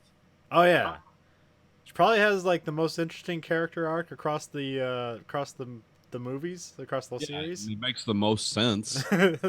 He actually makes more sense to me than any other characters in this movie. It's like, it clearly has a motivation. Now, was this the first time America was introduced to Hugo Weaving? Was it Australian, right? Yeah, but there was a movie that was like a cult hit, like Priscilla, Queen of the Desert, where he's like a cross-dresser. Okay. I believe he was in that movie. All right. and then some other like Australian movie that maybe he might have been noticed from. Conversation. Okay. It's basically an interrogation movie with him and another guy talking about things that happened, and it's amazing based on his performance. Because they redid it in here, and of course it sucked. Because why would you redo that? But no, this is the first time you actually remembered him for something. Yeah, That's that guy. Oh, now Yeah. he's in Lord of the Rings. it's Elrond. And now he's Red Skull. Yeah,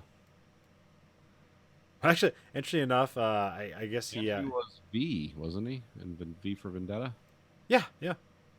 or the voice of, or Yeah. was he two? I don't know.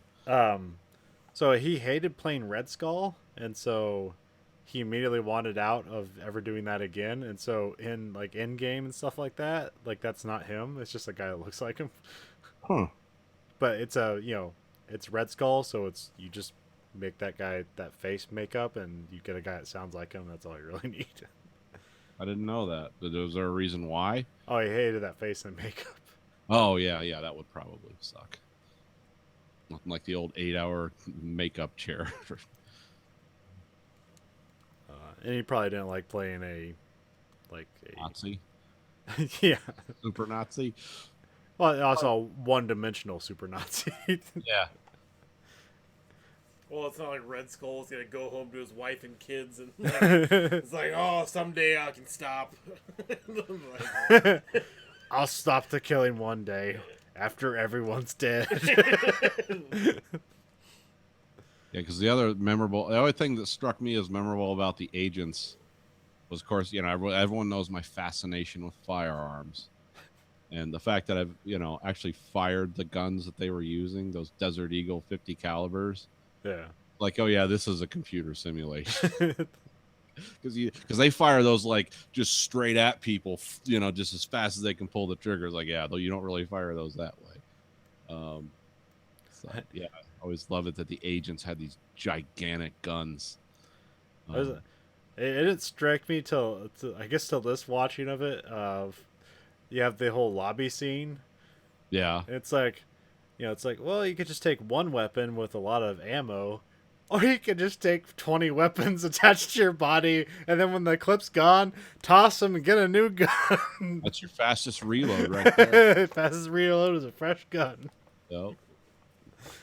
Ready for action. the shooter's wet dream. Yeah, didn't didn't the Matrix get blamed for like Columbine? Yeah, I believe. That and Doom. Yeah. Well, I mean, everything was Marilyn blamed for Manson. Columbine, but Yeah. The yeah, sun that didn't came set out. the- Yeah, Columbine happened in April, so that was this year. Yeah. Because the guys were wearing the long coats. Yeah, yeah. So where's Yeah. Walmart banning all the violent movies and shit from their fucking stores too, and all the parental advisory music? Not that they'd already banned that anyway. No, it's not. Well, I mean, there's pictures of them taking it down, but like, so it wasn't present, but it wasn't like they were stopped selling it. But I don't think I didn't notice if that happened at our Walmart or not. Just I forgot to look today when I went there, so I don't think so. I'm I've like seen pretty sure. pictures of other people's WalMarts where everything besides the E for Everyone games are cleared out of the cases. But also that could have been staged. Like they could have been moving shit, and like somebody just throw it up there for just panic. People on the internet will panic if I show this. I Maybe. put a meme on my Facebook the other day because I know that violent video games are now the cause of everything again. This is well-trodden ground. And it was like a picture, or not a picture, but it was a painting from the Norman invasion in England, where they were like, there's a guy putting an axe into a priest's head, and somebody stabbing a woman with a sword. And the caption underneath said, "I wonder what video games these guys were playing." People were never violent and murderous before video games. What rap music did they listen to before they, murdered a village with a spike? But yeah, that's just our nonsense society. See, I was just gonna go the other way with it and blame it on stupid, nonsensical bullshit. Where it's just like, I'm sorry that I hit that person in the crosswalk and sped, officer. It's the goddamn video games I was playing before this. They got me. Or just stupid crap like, I didn't mow my lawn for 3 weeks in a fucking video game. It's just Stupid ass shit. Oh, what are you playing? Oh, I mean, just their existence. I don't even have a game system. Seen 'em on- Solitaire, man. I'm gonna be like the Christians with the gays. I'm just gonna blame everything on video games. Video gaze. It's Qbert.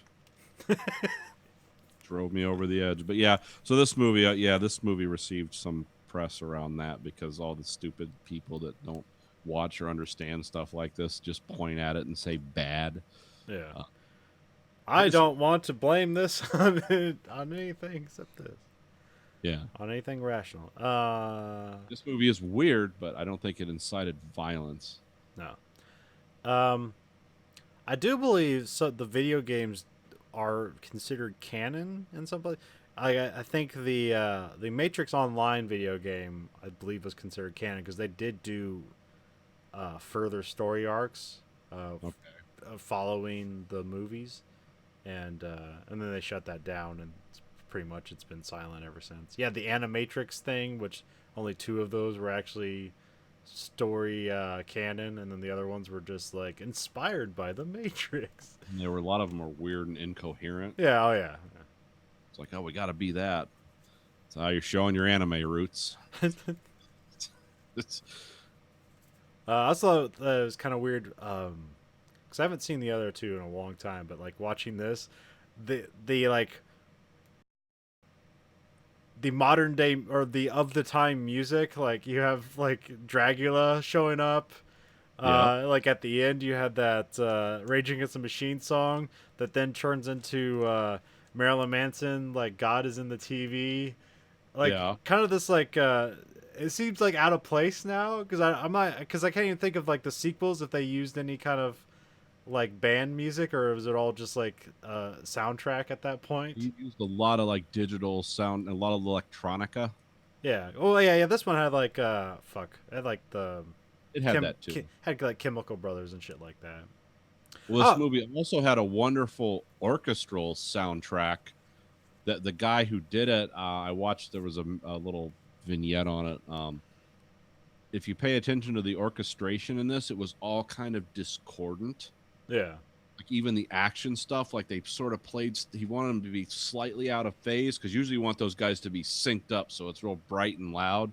And he like, no, we're gonna do it slightly out of phase because it's like got this ethereal, unreal quality to it. Yeah, this movie had a great soundtrack beyond just the commercial music they licensed. Yeah. And then something I want to bring up. Do you think The Matrix owes anything to Blade?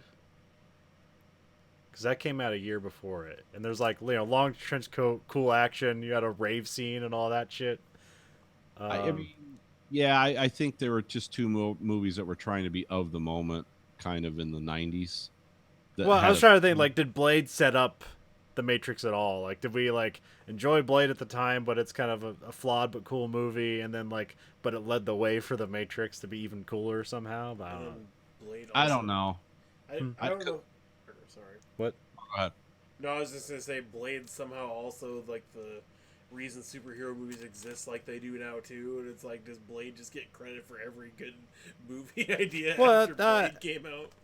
Well, it was a rated R superhero movie that came out after Spawn with a black superhero. It also had a black superhero. Yeah. And then 99.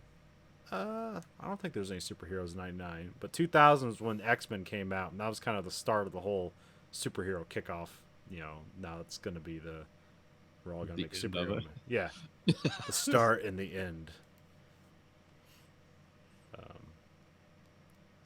But yeah, I was just kind of thinking about that. It is like there's vague similarities, but I don't think Blade doesn't necessarily get a lot of not a lot of review. And I haven't watched it in a while, but I just remember cool things about Blade.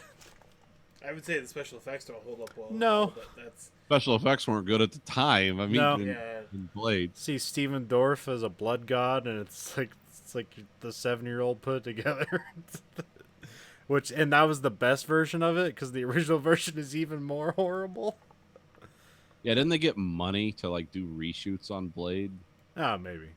I don't know. Yeah, I knew there was some things about it, but There's a lot of weird things about Blade. I mean, we'll see what. So I remember, like, it kind of feels influential. Like, some people come back, look at it lovingly. Like you said, like, some people say, like, Blade started everything. Yeah. And, like, the guy who directed that movie, like, basically went on to do nothing. It's like, Yeah. well, he had to have some influence. yeah, because the second one was Guillermo del Toro, right? Yes, it was. Stephen Norrington. Trying to see what. Oh well, wow, that's okay. Death Machine played the last minute in the League of Extraordinary Gen. Oh, he went into the grave for that. I don't know why League of Extraordinary Gentlemen gets that much heat. It wasn't that bad of a movie. Because it was interesting blown visually. up.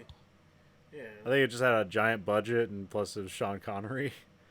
Yeah. And I think, and I'm not sure what came out at the time. It might have got compared to something that it just wasn't. Because I remember, like, the concept seemed cool. Right. Yeah, it seemed like a good idea. And yeah, it was based on a comic, and I'm not sure, like, if the people who hated it just, like, really liked the comic and they fucked up the movie, but I don't know. Because did you ever read the comic? I think I read the adaptation from the movie script. Well, because I did read a comic, but it was pretty much on par with the movie. That's why I was like, well, it can't be shot for Wait, who shot. created League of Extraordinary Gentlemen? Like the comic book. I can't. Was that like an Alan Moore joint? I can't remember. Let me look that up. So it seems that, yeah, like we discussed on here before, like if somebody takes an Alan Moore property, he immediately hates it because somebody made money on it. Yeah. Well, let me see what that's based on. Because I thought like a famous comic book writer did that original comic. And it seemed really economical at the time because like Alan Moore and Kevin O'Neill. Okay. That's what I thought. One of the most famous steampunk comic books. But anyway, The Matrix. Beautiful Matrix. What is the Wachowskis' next movie? Did they even get funding anymore? I don't know. I mean, they seem to be able to keep making movies. I thought Jupiter Ascending. The last thing they did was that Sense8 TV series. Oh, right, yeah. That was okay. Yeah. That's canceled. I never watched the second season, though. Well, that was only, actually, that was Lana. Oh, okay. Wachowski did that with Michael J. Straczynski from a Babylon 5 fame. But otherwise, their last theatrical outing was Jupiter Ascending. Yeah. Wasn't it? And Yeah. that was Yeah. not well received at all. No. Amazing movie. I like Cloud Atlas. Is way too long, but also Ty Tickfer was like a co-director of that movie. Oh, okay. See, I like Cloud Atlas. I own Jupiter Ascending just because there's some. No, there's some cool parts of that movie that are really actually well done. Yeah. It's not a good movie, but there's certain parts to appreciate. There's some cool ideas occasionally. Yeah, but like the rest of their filmography, like it's only declined in quality over time. I think Speed Racer is like a cool movie. Like I wouldn't say it's a good movie, but like, man, watch a car do a reverse 360 around a bend is just kind of fucking. It's cool looking. It doesn't make any sense whatsoever, but it is cool looking. No, I mean, I don't know how you'd actually adapt that to a movie anyway. I mean, they had a solid cast for it, and they did a good visual job. But as far as I know, I believe that failed at the box office Oh as yeah, well. that failed. That's not. I mean, not that. I mean, John Goodman was probably the highest paid actor on that movie. Probably. Or maybe Susan Sarandon, because that was the Yeah. wasn't it? But I'm not sure how much Matthew Fox got. Yeah, like Mila Hirsch and Christina Ricci didn't get that much money out of it. Fuck. Christina Ricci. She hasn't been anything for a while. Last thing I meant to watch that one movie she was in called Black Snake Moan. I never watched I never it. watched that either. That looked fucking crazy. I know it's weird. I've watched it. It's weird. But you guys got to watch it. We could talk about it sometime. Alright. Let's see. What were they doing? That last Robin Hood movie that was made was based on a script of theirs, but they didn't have anything to do with it. Oh, okay. I was gonna say That's one that was terrible. yeah. And then the Matrix 4. Yeah, I hear reboots entail for Matrix. Everyone's willing because the guy who produced all these, Joel did Silver. yeah, he did an interview like 2 years ago, and they asked him about what about a Matrix, and he said, "I'm ready." No, they just want to continue the series. Like, Yeah. not Well, like I re- said, it's like, well, like because this is the 20-year anniversary. Like a lot of people are talking about like we're kind of due for a Matrix movie because like we've seen all the bad that people can do with the ideas of the Matrix, like with modern like technology going on now. It's like we can probably do a good version on with modern filming techniques that will look really cool. Yeah, we could hope to. Just want to see a John Wick Matrix crossover. I think that's What? really what they're building towards. Actually, the thing that would make most sense, the thing that would make most sense is just to dump a bunch of money into a video game. Like, just give Hideo Kojima the license to make a fucking Matrix video game. Wasn't Death Stranding coming out in the next 15 years? Yeah, it's coming out at the end of the month or end of the year. I was at the end of the month. Shit. But yeah, I can't find anything else on any of my movie sites about anything they're doing. They've gone dark. Yeah. Well, what do you like? I think they're gonna. Like, you think they're just gonna like find a way to bring Neo back, like bring everyone back, or do you think they're just gonna like reboot it or do some what's that new phrase they call it where it's like Retcon. it's like it's a reboot, but it's a continuation, but it's like a soft reboot where it's basically like a continuation of the story, but it's an origin story once again from a further on perspective. Oh yeah. I don't know. I mean, aren't the machines all dead by that point, or are they? They've left it wide. Oh no, because there was like that weird, like, almost like Mass Effect 3 ending where it's like synthesis, like isn't there like a merging of the machines and humans at the end of that? Well, he has. I completely forgot. It's just like Neo dies, Trinity does some shit. At the end of the Matrix, the last movie, Revolutions, like he has to fight off the Smiths in the Matrix because the Smiths have completely taken over the Matrix, and that has become something that's a threat to both the machines and humanity. So he has to fight Agent Smith to the death, which in turn kills him too. And then it's kind of left. It's like, oh well, maybe we can work together, which the machines and humans should have been doing anyway. At this whole planet, it's like, oh well, the human battery thing, we're gonna have to cut that off, but we can how about fusion power? You guys swing that with all these energy weapons. But yeah, I don't know. I mean, they left it wide open, like you said, the conversation with the architect is like, this is the 6th time. Okay, next one will be the 7th time. Get it right, because 7 is some Bible number that means some shit. Should we just get J.J. Abrams to reboot it? I like J.J. Abrams in his universe, and he's fine. I don't necessarily. I wouldn't want him to do it. I just think he's the person. If you want to reboot a franchise, you get J.J. Abrams. He's a smart, talented man, and he does. Or you could do the lazy Hollywood reboot, which is the popular thing right now, which is the way the new Star Wars movie supposedly is being written. You can do a time travel altering script, which everybody seems to be in favor of right now with a lot of soft reboot movies. So what they should do is hire Rian Johnson to direct The Matrix 4. The Matrix 5, they'll invent time travel to undo everything he did. Yes, and then also greenlight the reboot for Back to the Future, where this time he fucks his mom. Yeah. Back to the Future 4, motherfucker. Yeah, Back to the Future goes from being like a jaunty, kind of lighthearted view of time travel into a rumination on incest. I just want to see Paradox. him. I just want to see him in the backseat of the car with a picture of his family in one hand. And every time he sticks it in, it gets clearer. And every time he takes it out, he fades away, and he's like, "No." Yes.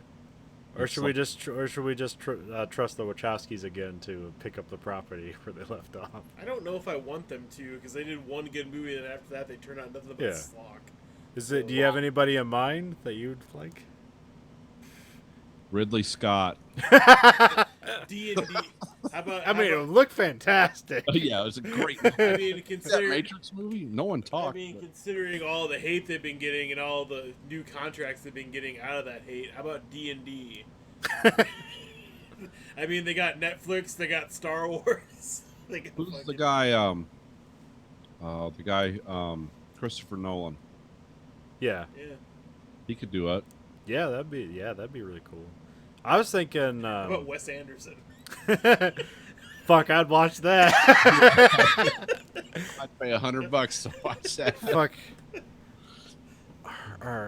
Who's the guy that did the Eternal Sunshine of the Spotless Mind? Oh, Is it like something Gendry or something? yeah, I think it was Mike. Or Michael Gondry? Is that it? I think it's Michael Godfrey. That would, just like a shoestring budget Matrix. This is how the Matrix looks now. I think people, if they're gonna go see The Matrix, they're gonna look for like the biggest fucking FX Michael budget Condon. they've ever seen. No, the ones I was thinking of that like seemed like it seemed in line, and they probably have time to do it, and like they're not the best, but like I see they could probably be better by this time. Is like oh fuck. No, I'm forgetting it. They did that one vampire movie with Sam Neill. Vampire movie with Sam. Yeah, they're Australian guys. The Daybreakers. Yes. Oh, yeah. Well, they basically, it looked like the Matrix. Yeah, that's why I'm thinking like they could do it. Cause I know, Spierig Brothers. yeah, because those guys, they did a zombie movie. I think it was just called Undead. Yep. They did all the special effects for that movie themselves, so like they really know special effects very well. And if you give them a $200 million budget in the Matrix franchise, like I think they could maybe do something interesting. well, who owns the rights to The Matrix? Is it Fox? No, that's Warner Brothers and Joe Silver. Rolled Okay. show. Yeah. I was gonna say because if it's Fox and Disney's gonna have their hands on it, and that's gonna be a whole fucking shit show. 'Cause Well, it's they all did gonna Predestination too. Yeah. Oh. And Jigsaw. I never saw the Jigsaw, the Saw reboot. Oh, they did that? Yeah. Huh. I didn't They know also that. did Winchester, the most boring horror movie ever. Okay, maybe they're on a decline. No, don't get them to do it. I mean, none of their movies broke $50 million in budget either. So. Oh, okay. Daybreakers was made for $18 million. Doesn't look like it. No. But it was made for 18. But I guess when you're doing all the special effects on your home computer. Yeah, that's true. I mean, they would be a solid directing duo to get Ethan Hawke in it, since he's been in 2 of their movies. Yeah. Ethan Hawke is the new Morpheus. Or Ethan Hawke is the new Neo. Well, the thing is, like, the guys who play Morpheus and Neo, they could still play those roles. Like, they haven't, like, Keanu Reeves hasn't gained 100 pounds, and Lawrence Fishburne always looks cool. I was gonna say Lawrence Fishburne definitely gained 100 pounds. Yeah, yeah. but Well, Well, like not diminishes 100 his pounds. role. He's bulkier now, but he's still like fucking. He really what makes him is that voice. No, Yeah. I know, and he's great for his acting and his voice, so I'm not debating that at all. I'm just like, He's yeah, I also don't- in his 60s, I think. So. But I mean, other than that, like, I mean, I'm not opposed to seeing the original cast return and stuff like that, but at the same time, maybe have like somebody to mentor a role, just do cliche kind of thing, and then just have it. Or do you think they'd go like extra? You know how like they're doing that like digital age reduction? Oh yeah. Think they'd do shit like that? Like how can we make the? But then like you cut back to reality when they're somehow all still alive and outside the Matrix, and they're older selves. And then you cut back to the Matrix, and it's like their ideal image of themselves, and there's like a Oh, so very it's like Ready significant Player difference. One. Yeah. Well, I mean, they did that in the Matrix. Is like when Neo's in the real world, he's like, he got his head shaved, he's gaunt, he can't, he's has no muscle mass, and then like he's like all cool and haircut and trench coat and shit like that. That would be interesting. I mean, Yeah. visually. And No, because I almost think if you do a new Matrix movie, you have to do something that is extremely hard special effects wise to do. Like there has to Yeah. be Like there has to be a goal. There has to be a special effects goal, and there also has to be an interesting story. You have to move the goalposts, Yeah, it would be hard. But and you have to spend $300 million, and it has to be rated R. Was The Matrix rated R? Yes, all of them were. Okay, good. That's why I liked them. I don't know why. There wasn't anything particularly gory about them, but I mean, they were violent. Yeah. Oh, they used a gun. Somebody smoked a cigarette. They shot a police officer. A lot of them. Well, maybe the new plot for the fourth one should be now after they found the one, they need to find the two. No. Wasn't this the movie that, or aren't these the movies that like Carrie Ann Moss doesn't act anymore because of them? Well, I mean, Well, she has was like in. small roles, but yeah, she doesn't. I mean, have, she like, was in all Jessica Netflix, Jones and Daredevil and yeah, stuff. the Netflix Marvel stuff. Okay. And she was good. I mean, in that. she also got married and had a lot of kids too. Yeah, so. yeah. Oh, yeah. She's also, she's not. She doesn't look like she did 20 years ago, but Yeah, that's true. None of us do. she looks fine. But I mean, one thing, another thing I'll say about this movie is when you actually discover it's the Matrix and stuff. One thing I liked, because I know you were talking about the music and stuff, but one thing they did in the Matrix when they were actually in that world is that is a timeless like North America, because there's all different cars being driven. There's a lot of old tech and new tech, and it's still even to this day like that would hold up. There's nothing that really dates it except nobody has the mini disc he hands the guy. Yeah, they still use those as props in movies.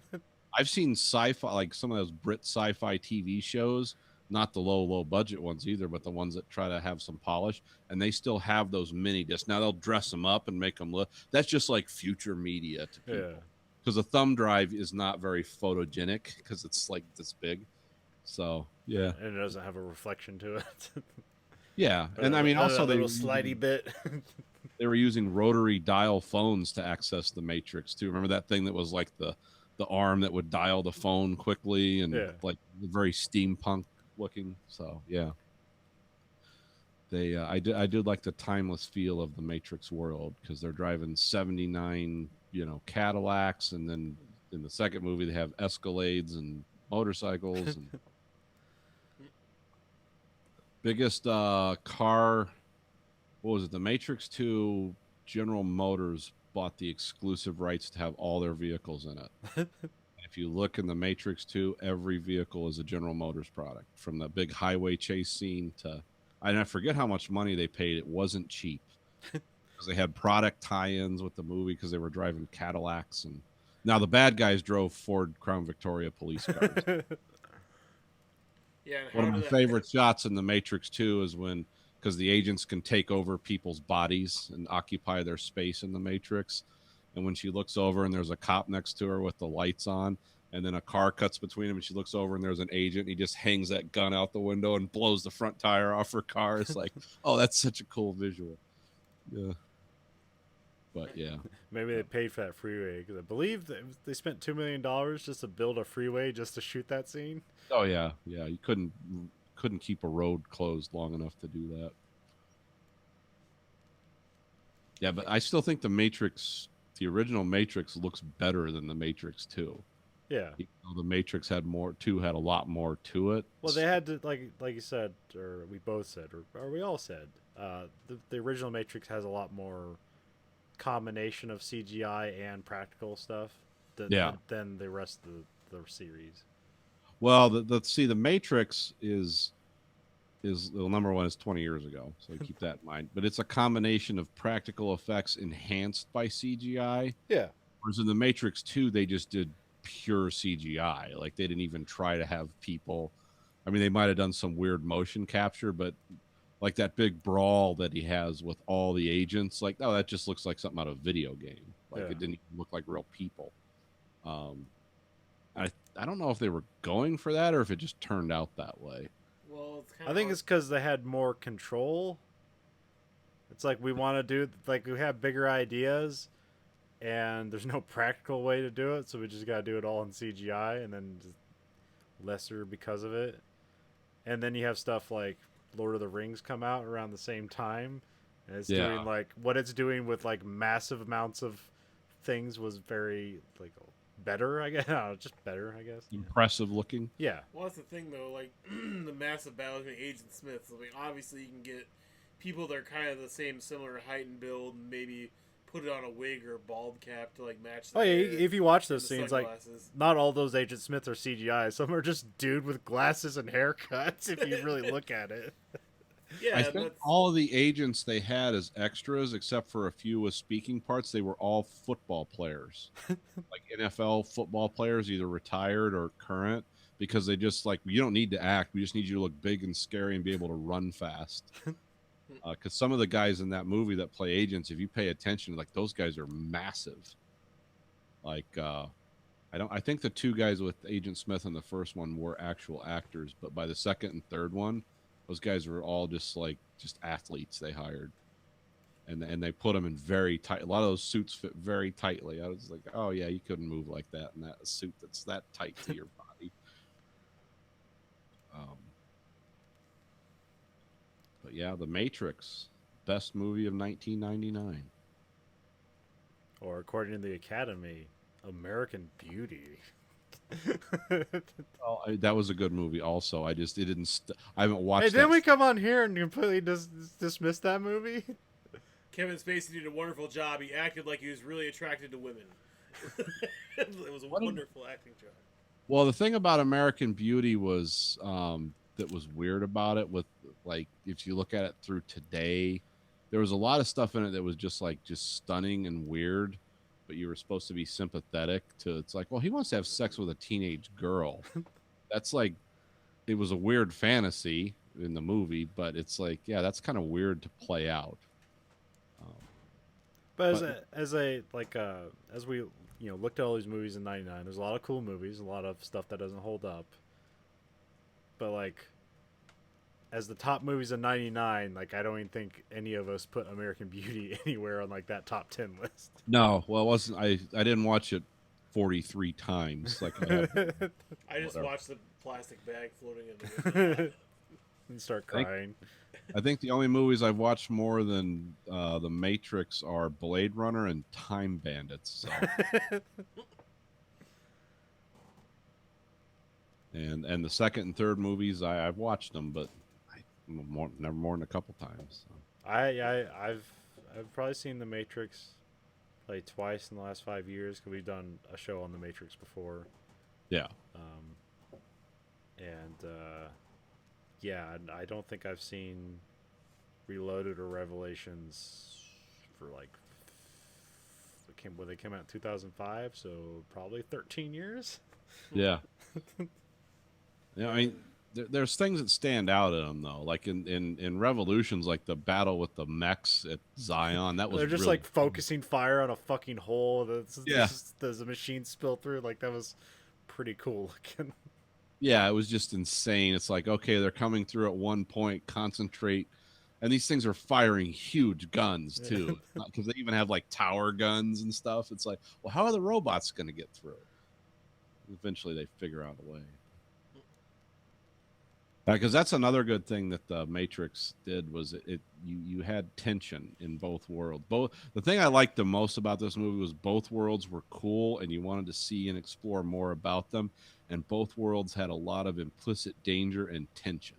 Yeah. Like you knew, like, oh, these characters could just die. It's like this is such a dangerous place, both the real world and the computer world, for people to die in.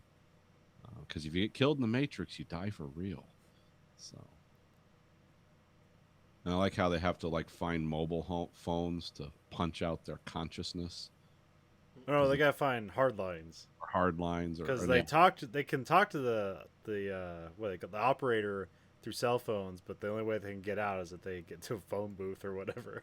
Yeah, that's right. Because I do like how they another cool thing introduced in this movie, which we need right now, is when you call someone on the phone. It's like, do you know how to fly a helicopter? Open up the phone, and they're gonna download the data right into your phone. What was the guy's name? Is it Boozer? Well, Fuck. Dozer was Oh, the Dozer. mechanic. I was like, that'd be a really bad name for this guy's gonna be your team captain, Boozer. Come here. He makes the booze. Well, who are the operators? So there's Dozer. Link and what's the guy's name? Is Dozer the one that lives at the end, or is it he the one that gets killed? He's the one that lives. I think. Okay. Yeah, the little guy. And didn't they recast him in the sequels? I think they might have. I can't remember. Yeah, because the guy who played, I don't know if they, I think they just renamed the character. Oh. Because it was the guy from, what was that show called? Oz, the guy in the wheelchair. Oh yeah. He was in the second too. I can not think of his name. For some reason, I just thought, you know how they always said, like, if you die in the Matrix, you die in real life. It's like, well, if you die in real life, you die in real life. so which one really is worse? Sorry. No, that's fine. Got to explore these ideas. Fuck. What was I just thinking of? I feel like that if they actually did make like a third like Happy Death Day, that should be the tag for the poster. If you die in real life, you die in real life. And then in parentheses, oh shit.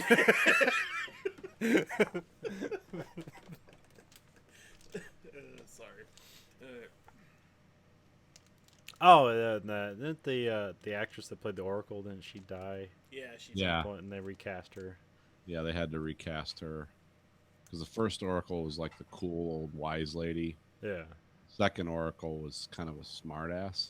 So it's like played a similar character, but they did acknowledge that she was. They basically just turned her into the Doctor. It's like, Yeah. this is a different form. They fucked with me.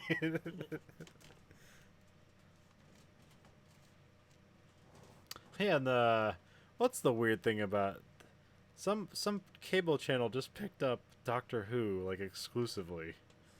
Oh, did they? I hadn't heard that. Yeah, I can't remember who it is, or is it some streaming service? I think like Hulu picked up Doctor Who, or some shit like that. Oh, because I thought they were doing. BBC was going to have their own streaming service over here.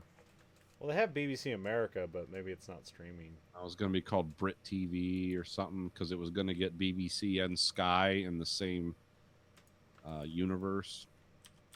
And I was like, oh, cool. And then I looked into what it costs. I was like, nope. I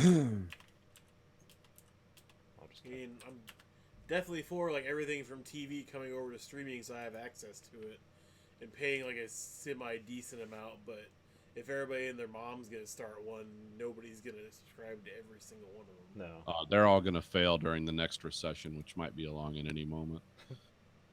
You're going to have net Amazon is all it's going to be left.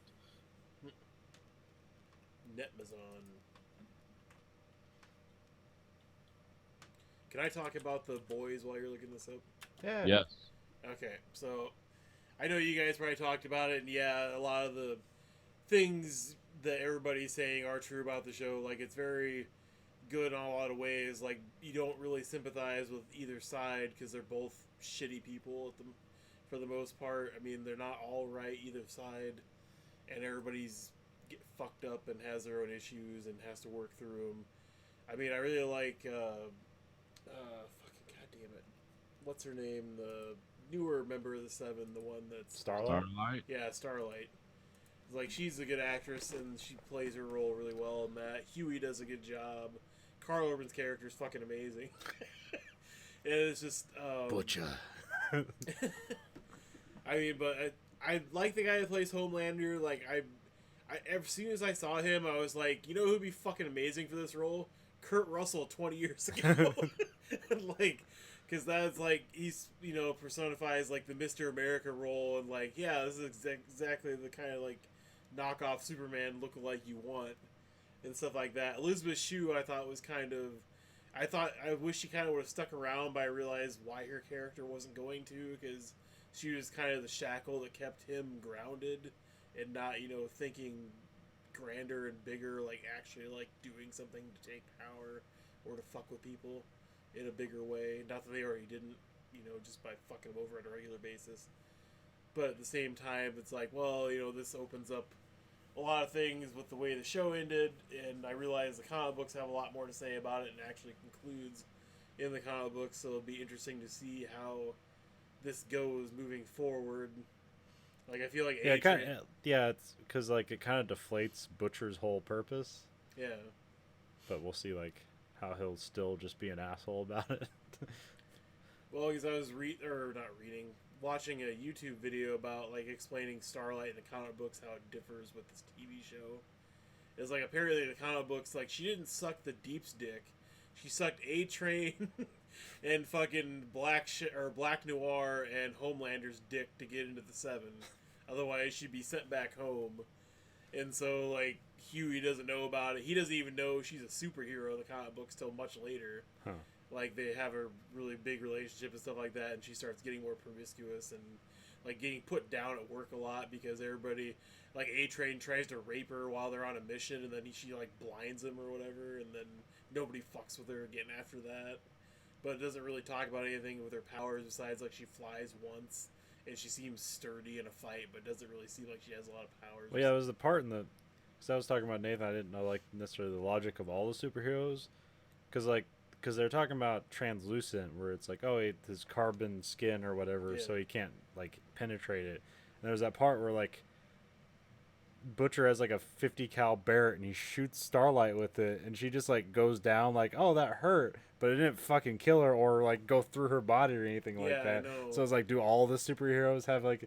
because like I imagine like A-Train probably does for him to run through a person, like that would also hurt him if he was so he has to probably have thick skin too. Yeah, because even like the Deep, as much as he makes himself sound like shitty Aquaman of the past, where it's like, yeah, just anything near water. It's not really anything else. Oh man, that scene with the fucking dolphin. It was a little over the top. I just like how it really emphasized how shitty he was, because it doesn't matter if he's trying to save a lobster or a dolphin, it always ended up Everything I save turns to shit. Now suck my dick. And so yeah, it was just like that. I actually probably like that between Starlight, the Deep, and Huey, and Carl Urban's character Butcher. I mean, not that Frenchie and everybody else wasn't awesome in that show too, but those. I wish Black Noir would have done more, but I think that's kind of like what I've already been spoiled on him, so it'll be interesting to see what they do with him. I kind of like that he doesn't have anything. He's just a dude who doesn't talk, and he's Batman. And he like shoves somebody off a piano or whatever and starts playing and shit. Like, that is weird. They have a really good actor playing like the guy that heads up the corporation that they revealed for like 5 seconds and never used again. Yeah, the dude from. So I kind of wonder how that's gonna play out. Breaking Bad. He was awesome in Breaking Bad, so I kind of want to see what he does. Because obviously it's gonna be coming to a head with the. Vox I forgot, because Eric Kripke, he's the producer of the show. He did Supernatural. Oh, okay. And he also did that show where like all the power goes out. You remember that one? I'll have to look it up. Anyway, so is it called Amish? No, Like, it's like something like it's like basically like the end of the second Escape from L.A. where like they knock out all the power. Jericho? No, it's not Jericho. No, it's not Jericho. He did it for. I'll just look. It's Eric Kripke. He did it.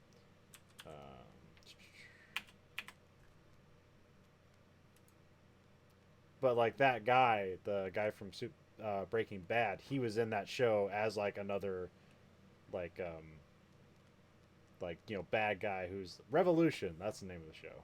Never heard. Oh, Yeah, the power suddenly goes out, and it's a really cool opening because then you just like all the cars turn off on the highway, and then like everybody gets out and like what's going on, and then planes start falling out of the fucking sky.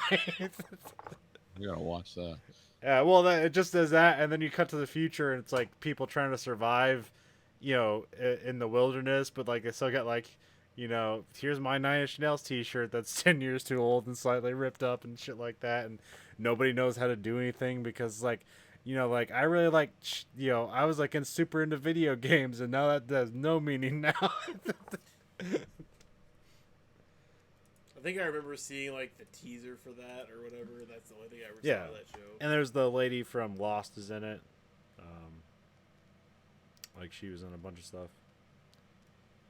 I remember like that. I remember like, it got canceled. Yeah, 3 seasons. It got canceled pretty quickly. But also like I don't think they justify the premise. Like I don't think the cool like, oh, this was like some secret government thing wanted to do this for reasons, like that never comes through. I feel like every post-apocalyptic show pretty much covers the base of like, oh yeah, there's no electricity anymore.